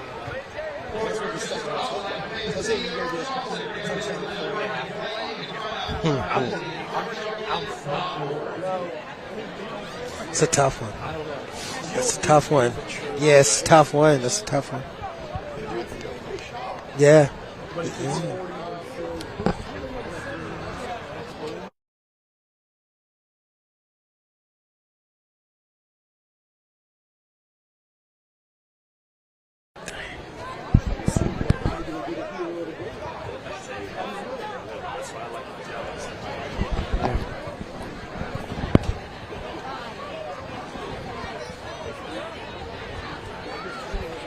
Preferred home services, Friday Night Rivals, driven by Cruz Chevrolet, the best sponsors in the game. Yeah, come on, look. The stars, they've shined, and the lights have shined brightest. And I'm telling you right now, these have shined as well. Our results for tonight's Delta Force All-Stars game cheer of the night, they're not ready yet. We're not closing it yet. Go vote. The home team, Fort Dorchester, with a commanding 70% lead. Go log on to ABC News 4, the log. I'm telling you, usually we see the road teams win those battles because they're usually at home watching. As we've got some confusion on the field, our linesman, Chris Humphreys, was still setting the ball. We're still talking about the cheerleading poles. Everyone hold your horses. Yeah, and this is one of these type of games that we can't take our eyes off, apparently, trying to figure out what happened just now. But, hey, this is the fourth quarter. I'm sort of feeling like whoever has the ball last might be the team that wins this game. All right, my last reminder, go vote on the Delta Force Athletics All-Stars Cheer of the game. And with 12 minutes left, I don't want this game to ever end because you're right, it does feel like defense has got a lot of studs on them, but the offenses have been that good that whoever's got the rock is going to put themselves in a really, really prime position to win this ball game. And after, I'm not really sure. I don't think they called a penalty, just a dead ball ruling. Mm-hmm. Gaffney's back at it, and now we'll get a penalty flag. It really has been the only mishap, as we hear from Tommy Brush to hear what the ruling is. Again, another illegal procedure. It looks like those guys on the outside weren't set before they went to go run that, what has been a lethal halfback screen on the outside. But again, really the only mishap in what's been a super clean ball game. Yeah, and the quarterback has to be a little bit more patient. That's a part of his responsibility, making sure that the receivers are set before he snaps that ball. Riley Staten, at the start of the fourth quarter, is 20 of 26 for 307. 2 touchdowns. He's run it when he's needed to. The only miscue, an interception. Well, Fort D brings the pressure, and he almost makes an amazing play to amazing Little John to the outside. Fort Dorchester, they blitz the house. They almost get to him. Almost an unbelievable play by the sniper, but great coverage downfield. And it's funny. I'm watching Little John, and he's trying to tell Staten where he should have placed the ball. While receivers forget that we were back there getting pressured, and people are trying to take our heads off. Be patient, young man. I'm doing my best. It was 3rd and 9. Staten's done more than his best. Has been spectacular tonight. That quarterback hurry from Malcolm Pimentel and the great coverage by Jordan Wright has forced the 3rd and 9. He's joined in the backfield by McDowell. He's looking for a fade. He's got Little John. He places it right in the breadbasket. He beats his man, and amazing Little John. He's been nothing but amazing. A touchdown, and Gaffney back on top. And I was extremely surprised to see Little John get that one-on-one coverage with no safe fade. We hold our breath as there was a hanky behind the line of scrimmage. But to no avail. It won't matter. Avoid unsportsmanlike conduct. I'm not sure the jersey number that they got him with, but it won't matter. Important to note, 2 unsportsmanlike ranks in the South Carolina High School League does result in ejection. We'll try to work on finding who was hit with that unsportsmanlike. But in the meantime, the sniper, unstoppable tonight. Amazing Little John. Well, he's lived up to the bill. His 2nd touchdown, the hand rule, their game may be cooler. We're going to take a break with them on the field. 11 to 0, and Gaffney back on top.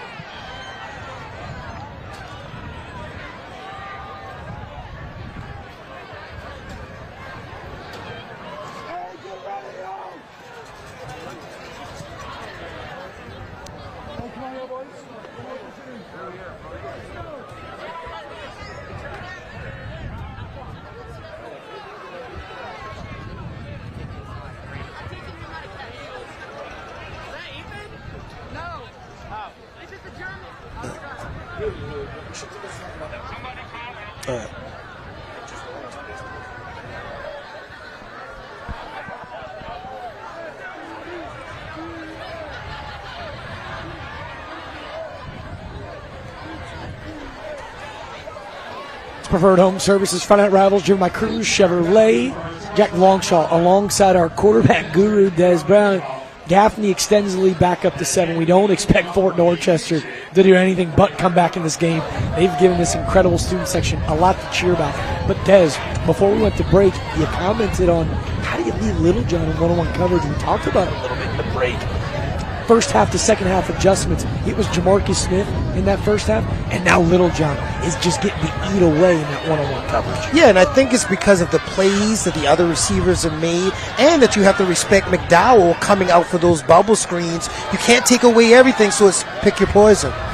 He does. He says that they ran that exact same formation. It was trips at the top, and it was Littlejohn on the bottom of the screen in one-on-one coverage. Well, they bring the safety over the top in the first half.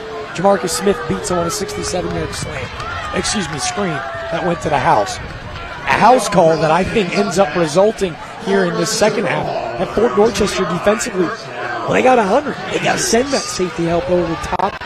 100 the trips and one-on-one coverage.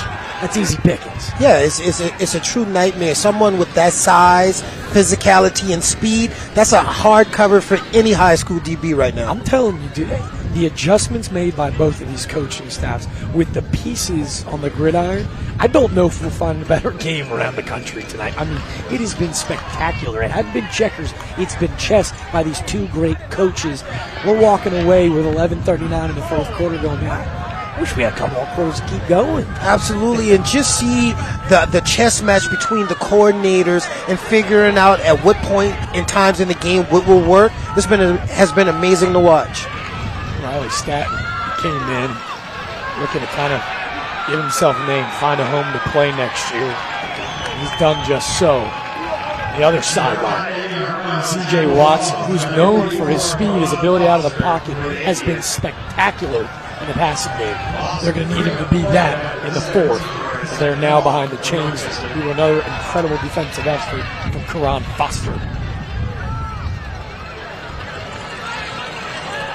So the front four, that's number 26, Clay Putnam, lining up on the inside. It's a unique hybrid blend, all guys that can get off the ball. And right now, they've delivered a huge play. The pressure gets to him, and that was King Dowdle. He battled an injury in the first quarter, and he made just potentially the play of the game, dropping badly. An interception on the other side of the field. That could be a huge mistake for the Patriots. Yeah, me and you just had this conversation over the break, and we were talking about what would it take to win this game. I said the team that does not turn over the ball, and having a turnover on that side of the field may be very crucial for Fort Dorchester. You always love to see the creativity of these young student athletes. It looks like he's the heavyweight champ tonight. Call him King Dowdle with a huge interception here in the fourth. A lot of time left to go. We've seen Fort Dorchester so resilient. A lot of adversity faced. They jump back in it. Let's see if the defense can bail them out. Spoke too soon. Are you kidding me? Come on, Jaden McDowell. Hold your breath. In a flash of a second, he's gone. Shushing the home side, this young man's game speaks volumes. Just that burst between the tackles, it was just like a bolt of lightning. And before we knew it, already in the end zone. And that just came off of that interception by Fort Dorchester. That was a momentum change. And Gaffney took advantage of it. We're starting to see the devastating run game from both of these teams. How that front five can really wear on an opposing defensive line. How spectacular these running backs really are. And they turn to Jaden McDowell here in the second half. And all of a sudden, it happened so quick. The pick, the rush, Jaden McDowell gives the Indians a 14-point lead.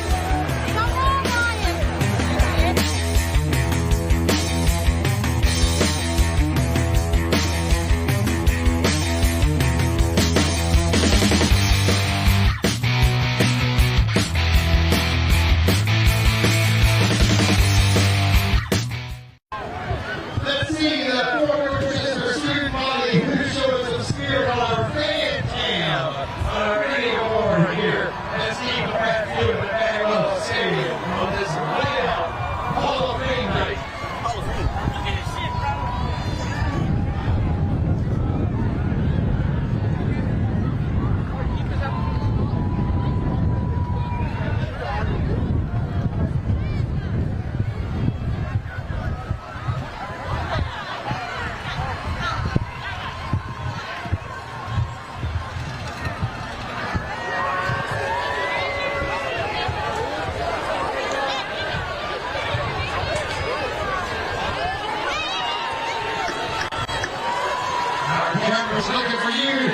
Well, it's a wrap.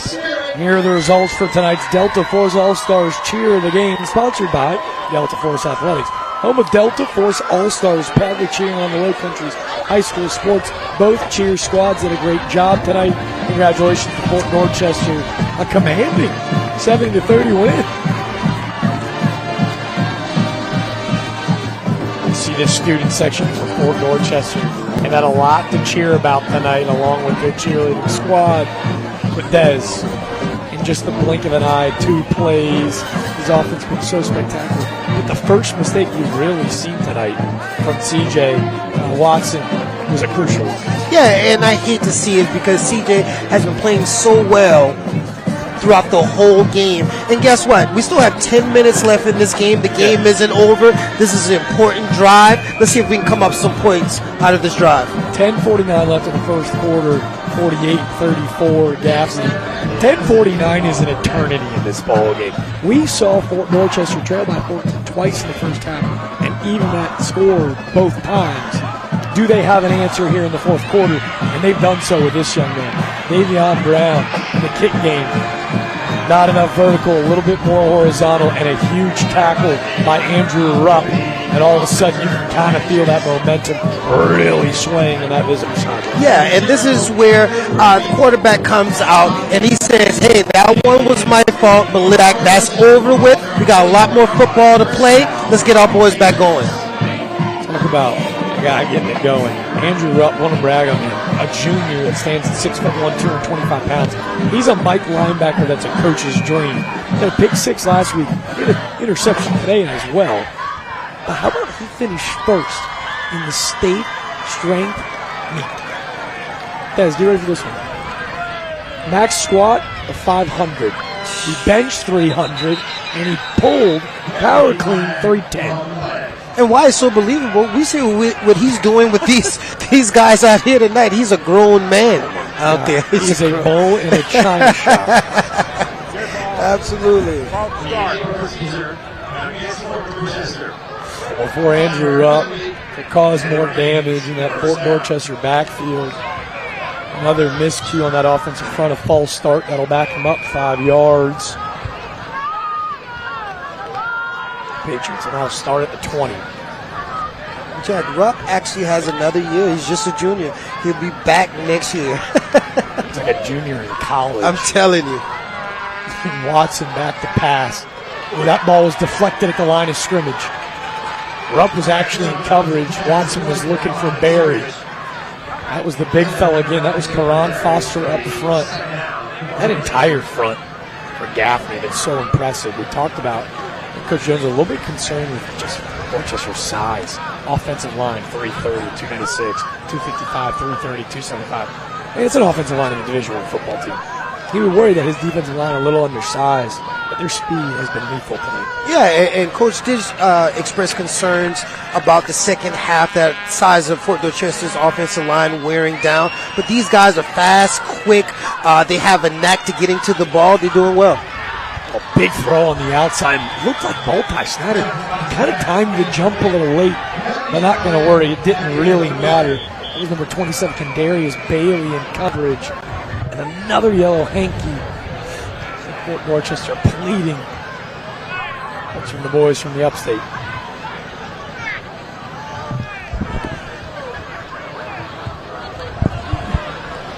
Dead ball. Personal foul on the defense.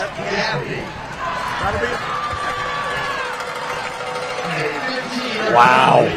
Man, if Fort Dorchester can find a way to get back into this one, head official Tommy Brush and his crew have been busy tonight. They've got a dead ball personal foul after the play.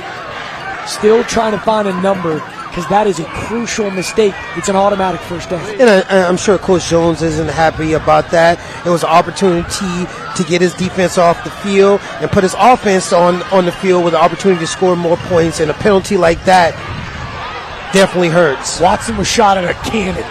A throw downfield. He was looking for Snyder, and he wasn't able to get him. Your guy, Agent Zero, Ryan Campbell, with a huge block on the outside. Karan Foster was, again, he just put on an absolute clinic on the outside. A swing move. to free him up in the backfield. And Ryan Campbell with a great block to allow Watson to escape the pocket. I thought he was going to have multi-snapper, but it just whistled outside the outreach signs. Yeah, and I think Watson is still struggling a little bit about the injury they had in the first half and not utilizing his legs to get some yards upfield.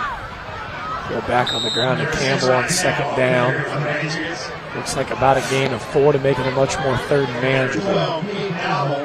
There's 4 Indians on attack. And I got to ask you, that you mentioned that lower. You can see number 7 kind of gimping around a little bit.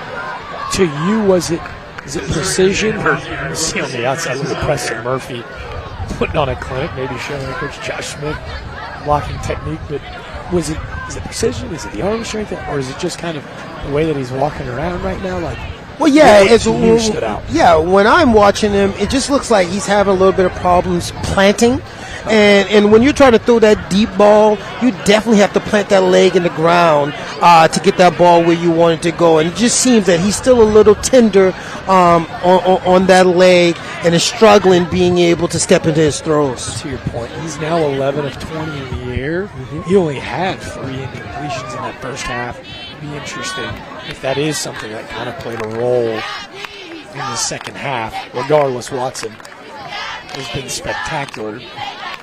Yeah, and a part of his success in the first half was when the pocket broke down, he had the ability to get out and make some plays with his legs. And as you've seen, since he's gotten injured, he has not had an opportunity to run that ball. I was going to say, anytime he rolled out to the left, obviously being a southpaw, he was dangerous. That was a banged-up Sherman Tate, the nose guard, for the Indians.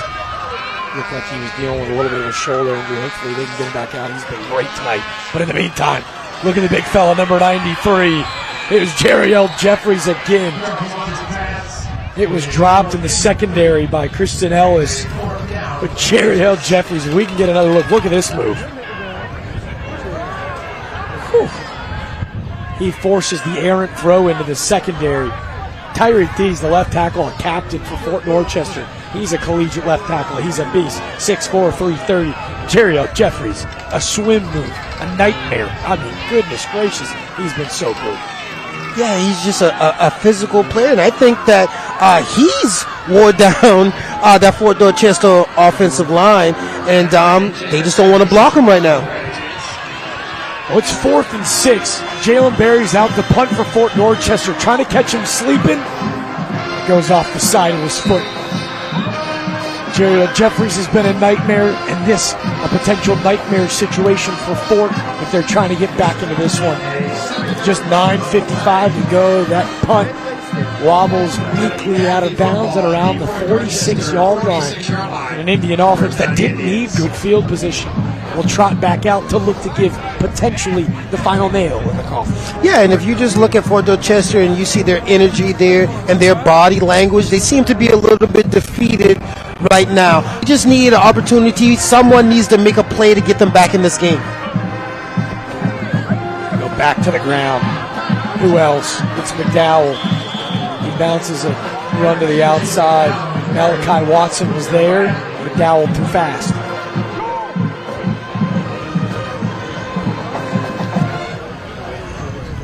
All of a sudden, you're going to see this Gaffney rushing attack really lean on that left side as they go back to the ground. Told you, Shedrick Surratt, he's the left tackle. Got offers from Coastal Carolina, App State, Marshall.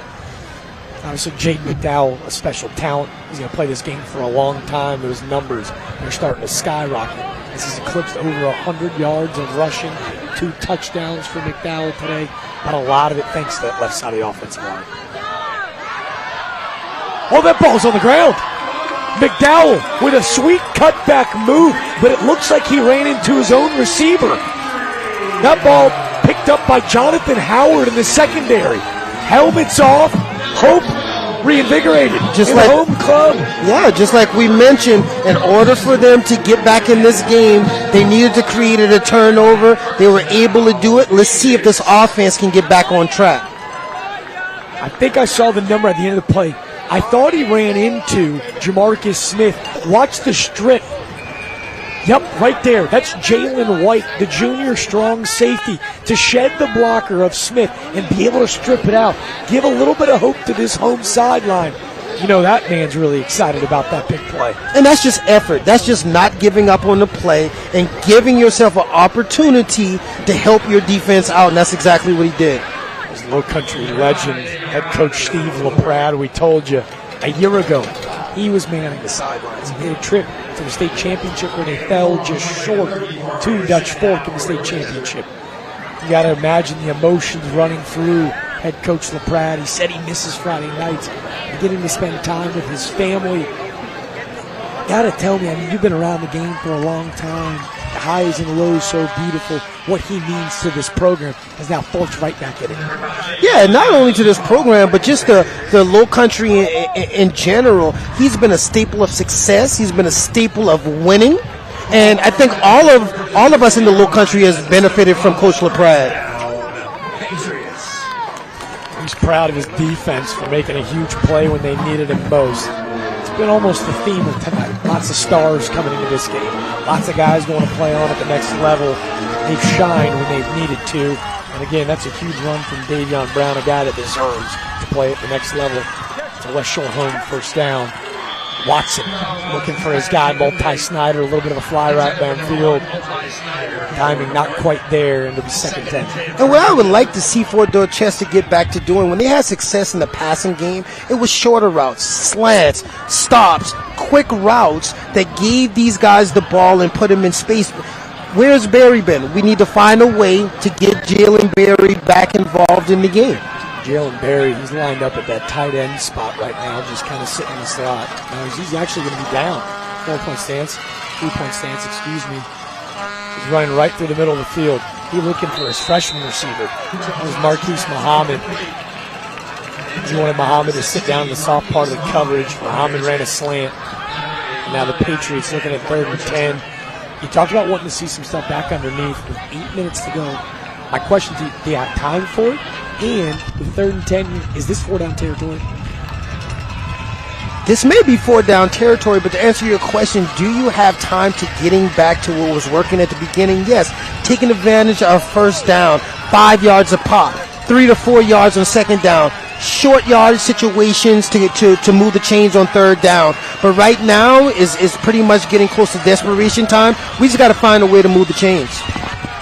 Watson steps up, and he finds your man, Jalen Berry. He cuts back upfield, a nice spin move, and he's going to be stuck. It's going to be good for about 9 yards. Tackled by committee. A flurry of black helmets with a nice play to Jalen Berry. Nice 9-yard gain.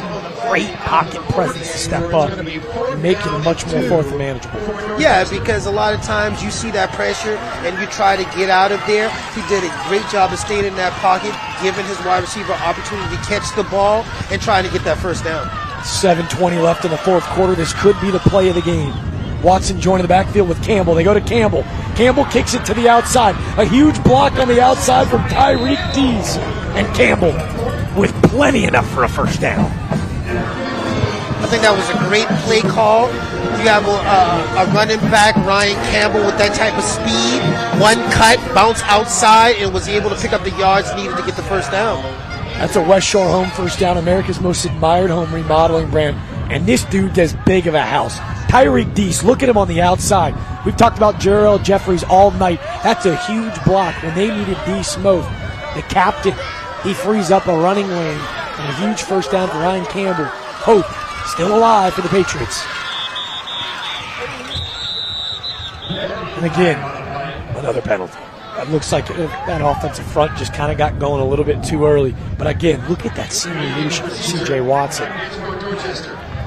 Tommy Brush let us know it is a false start. They'll back him up 5 yards. Every time they get a little bit of momentum, it seems to be that yellow hanky. He's got him walking backwards. Yeah, and those are drive killers.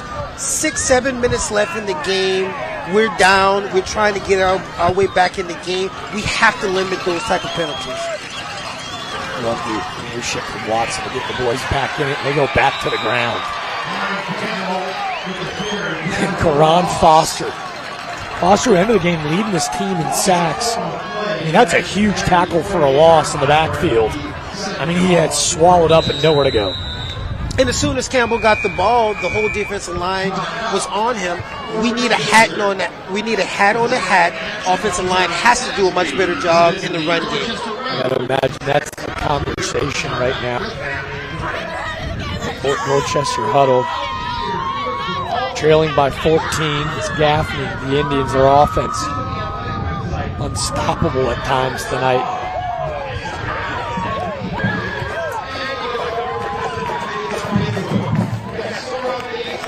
As they lead by 14. There's been a whole lot of cool plays tonight. But the coolest Holy City heating and air play of the game, we provide solutions for every season. Des, it's going to be actually that interception. Let's see here, Andrew Rupp, that middle linebacker. Cool enough to know to jump the route. That's his second interception in just 2 weeks of play. That Holy City heating and air, coolest play of the game. And it's good to see a linebacker of that size get an opportunity to show his hands off and his running ability. I was going to say, that Gaffney offense, they haven't needed his side in tonight because they got 4 dudes that just absolutely fly. Yes. But with the hands on that guy, Andrew Rupp, 6'1", 225, he got 2 picks in 2 weeks. A little tight end action maybe next week? Coach, you got to get me in the red zone. Come on, man. Throw me the ball, coach. You can guard that. Watson, he's looking for an AC heating and cooling and air, cool play for himself. He's not going to find one. They go to that dump-off screen to Ryan Campbell. He's met by the big fella. That was Sherman Tate. Sherman Tate's listed as a nose guard. How many times do you see a nose guard make a tackle like that out in open space? Not too often, but when you have someone with that kind of speed and quickness, and this new generation of interior linemen, you just see them different. You seeing these guys at defensive line running 4.5s and 4.6s. Who wants that coming at them? Not me. It's like getting hit by a Mini Cooper, I got to imagine. I mean, goodness gracious. Well, it's a huge 3rd and a mile. Watson, he's going downfield, and he finds his man. Jalen Berry. Every time Ford's needed a big play, they go through the middle of the seam. They find their big fella, Jalen Berry. A 27-yard pitch and catch, good enough for a first down. Now, Watson is truly showing his toughness right now. He's really, really ginger on that knee right now, but he's trying to gut it out for his offense and just trying to help his team win the game. That West Shore home first down may have been game-saving. And look at Davion Brown. That's running the football with bad intentions. Absolutely. That stiff arm was brutal just now. Oh, my God. He called him a bowling ball in the open. He was a player to watch. He said, watch out. Get off me. We got 6 to go score. Get off me. Great job to contain the corner. It's a pickup of only 3, but that might be the loudest and meanest 3-yard run around the country this weekend. That definitely will make the highlight for him. Put that on your huddle. C.J. Watson looking for a couple more huddle plays in his own. He airs it out downfield. He's got his man, Snyder. A touchdown in the back of the end zone. The ball came out late. Question marks in the air whether it was 6 or not. Snyder sprinting back to his sideline. That tried and technical touchdown with 15 to go in the 4th quarter. Your future, your college, C.J. Watson. You're a bad man. Bad man. Very impressive night, Mr. Watson, rolling out on that bad leg and still able to get enough on that ball to his wide receiver for a touchdown. He places it right in the breadbasket. He beats over-the-top coverage, Snyder with the speed. Christian Ellis, watch at the end of the play. Swipes it out late. You be the judge at home. There were a lot of question marks as they actually just missed the PAT. That was far right while we were still looking at the replay at home, folks. So Gaffney will hold on to that 48-40 lead. Some glum faces on that Patriots sideline as they'll now need a touchdown and a 2-point conversion to get back in it. But Des, we saw that ball come out late. Did they get away with one? Yeah, in the NFL, that's certainly not a catch. I was thinking, you never know what's a catch. Yes. High school, you might get away with that. But 2 feet down, ball's caught. Bang, bang, play. I was going to say, it looked like he had two. I mean, the 2 feet were obviously in, and there was almost a second where Ellis had to catch up behind the play. I think Snyder wisely walks away. You can see he sits down. The ball's a little underthrown. Perfectly spotted up right in the breadbasket. Watch it. She's got it. 1 Mississippi, too much. Watch the hand of Ellis coming late, though. It's touchdown. That's touchdown. But the body language of Snyder, I think, told everyone in the stadium, like, oh, no. As you can see, watch here right after the end of the play. Yeah, if you look at it in slow motion, he caught the ball. Yeah. When he felt the swipe, he was just trying to move it to the opposite arm, and the ball dropped out. Touchdown. That's why you're the pro. You're the best in the business. Also the best in the business, man. What great work by our camera crew, our director, Russ. That's a great shot to give the viewer at home kind of what we were seeing as well. And in the meantime, Fort's opting for the onside kick with 5:17 to go. I don't blame it. Just unable to execute. Yeah, and missing that extra point was big. Yeah. Now we need to stop, and we have to go for 2 if we're able to get the ball back and score. But right now, we can't think that far ahead. Right now, the defense has to make a stop. 3 and out is the goal for this possession. With 2 timeouts left for Fort Dorchester, Gaffney leads 48-45, 17 left in the fourth quarter. As we talked about a little bit, the third phase of the game, special teams. The wind is howling tonight. We can't really show you that at home. You can see the ribbons on top of the foul.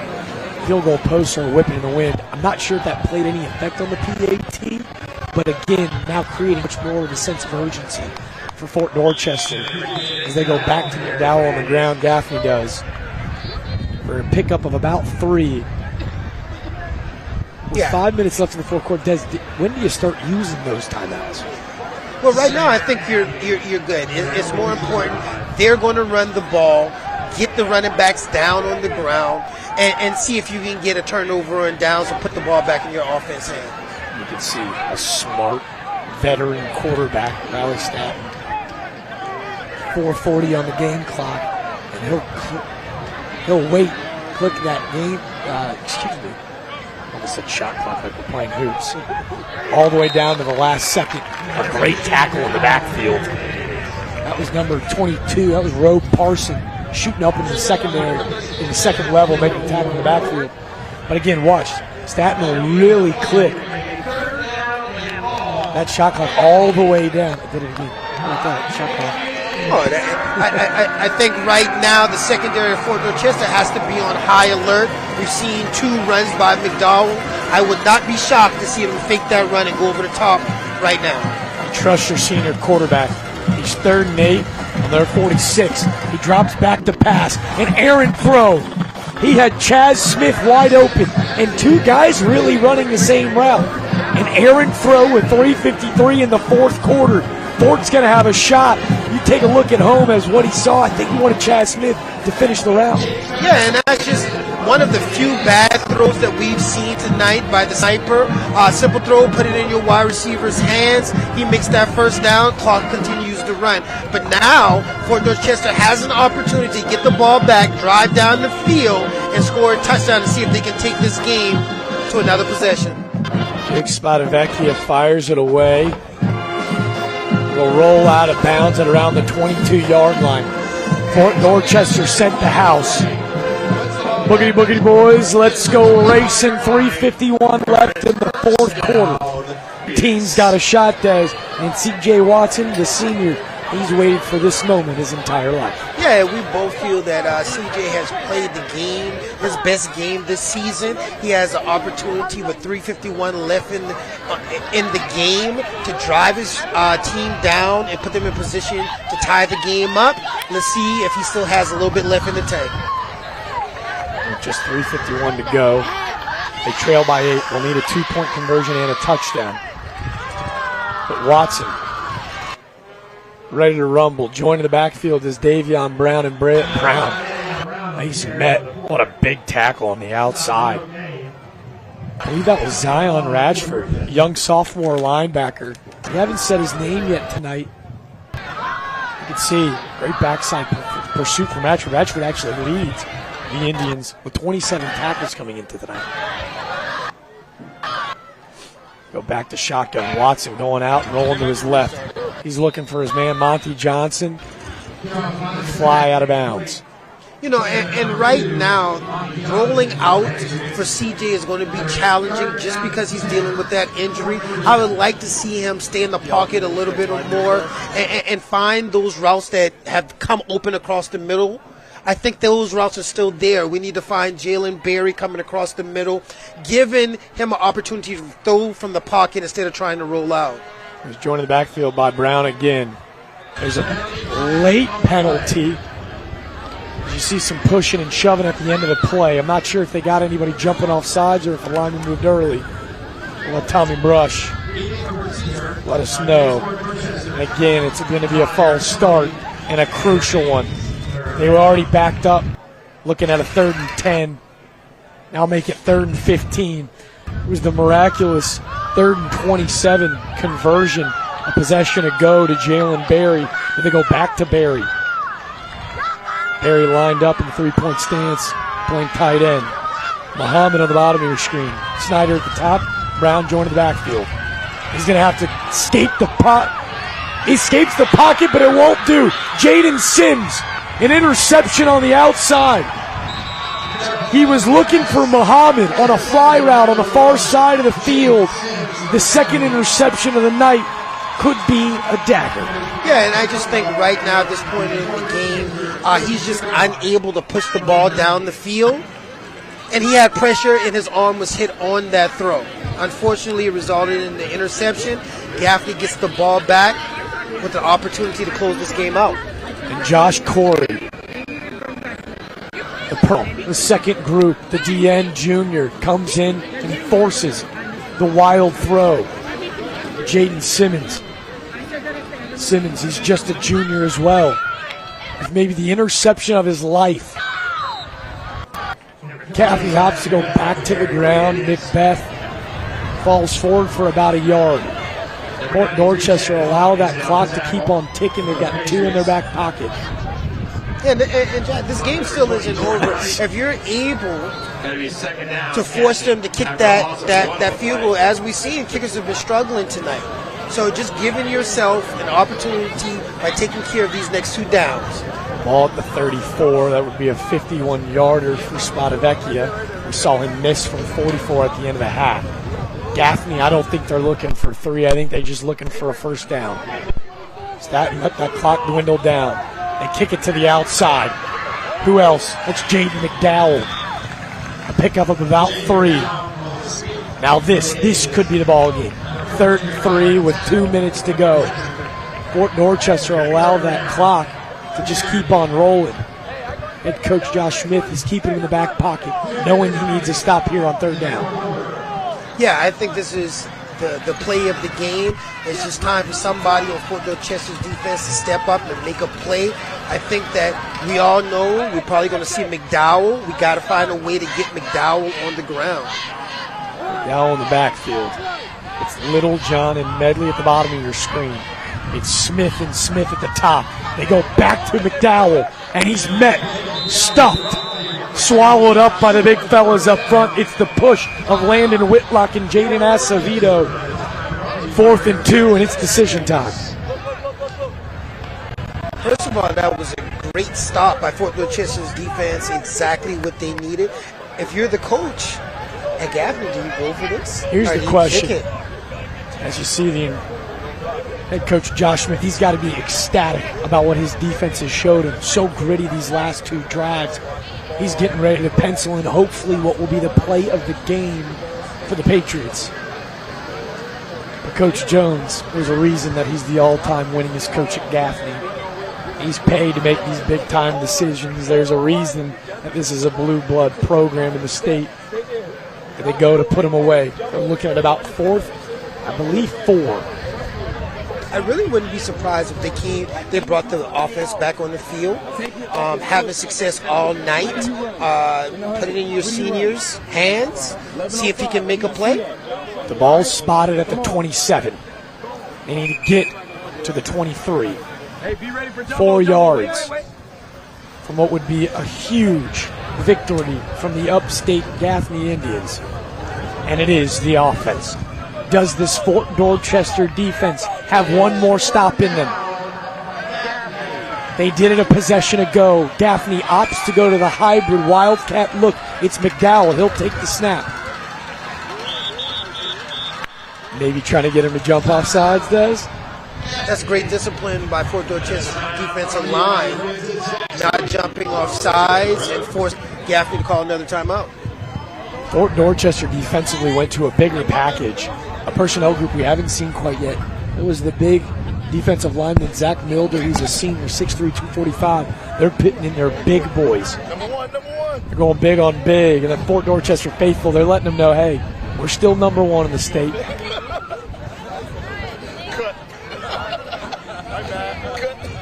So a sweet little jersey. It looked like maybe Snyder had a cool fan base there. So maybe mom with a cool little basketball jersey. Mom pleading. She wants her son to have one more look. One more chance. The offensive side of the rock. Yes.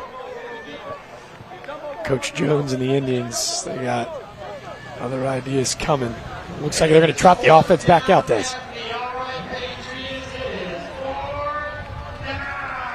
4th and 3 from the 27. It's the play of the game. And here again, you have to be disciplined, wait on that long count, and not jump off sides. It's McDowell. He kicks it to the outside. The lead blocker. It's Jerry L. Jeffries. It's a huge touchdown. Jeffries, the Shrine Bowl defensive selection. But folks, hold on. There's a penalty behind the play.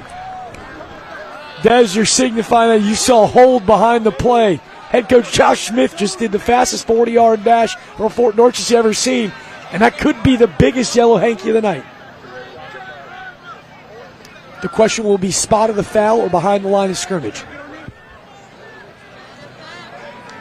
Huge call-up coming from Tommy Brush.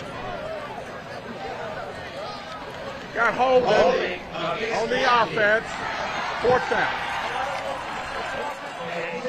As we was talking about earlier, I thought it was important that the defensive end stretched those long runs out, and that allowed for that holding call to happen.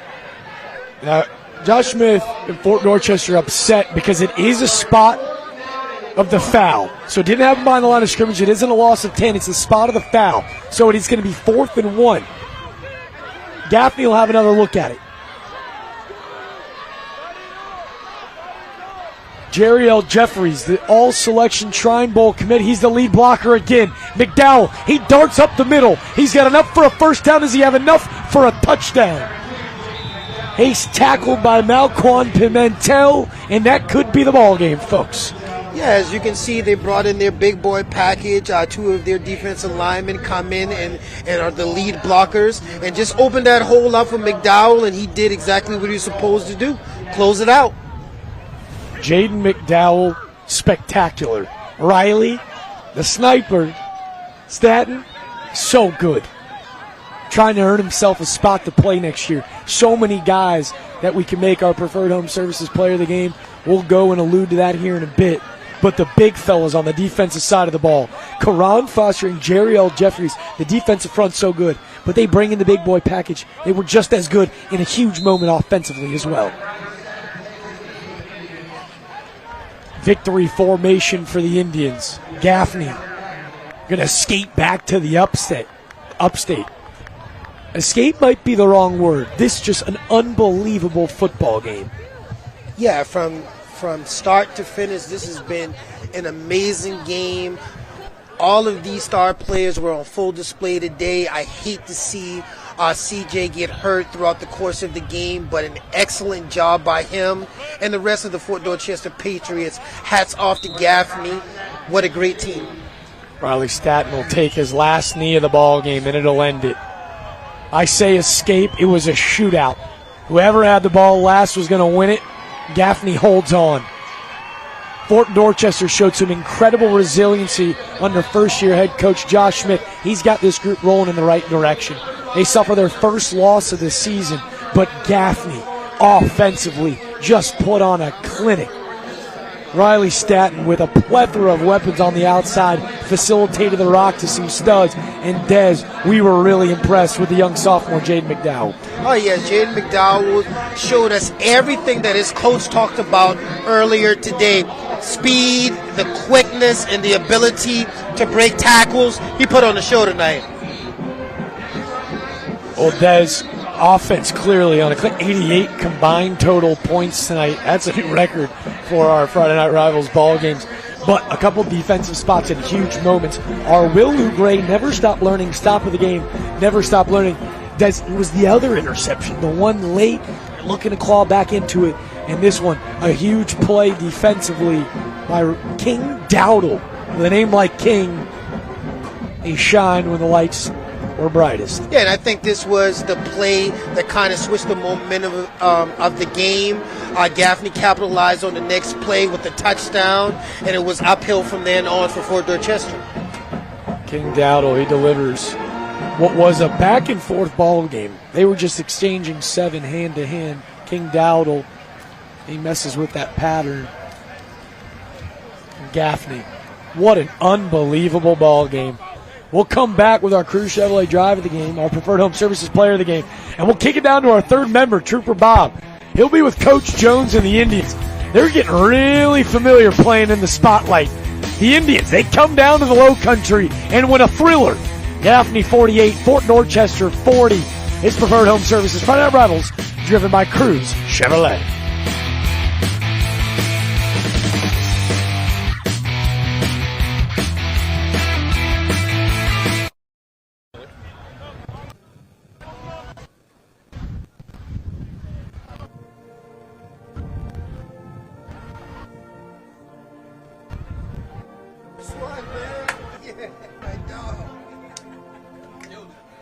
I appreciate you. Thank you.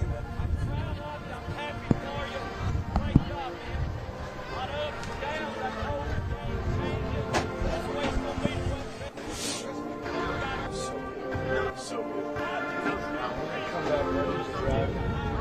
good.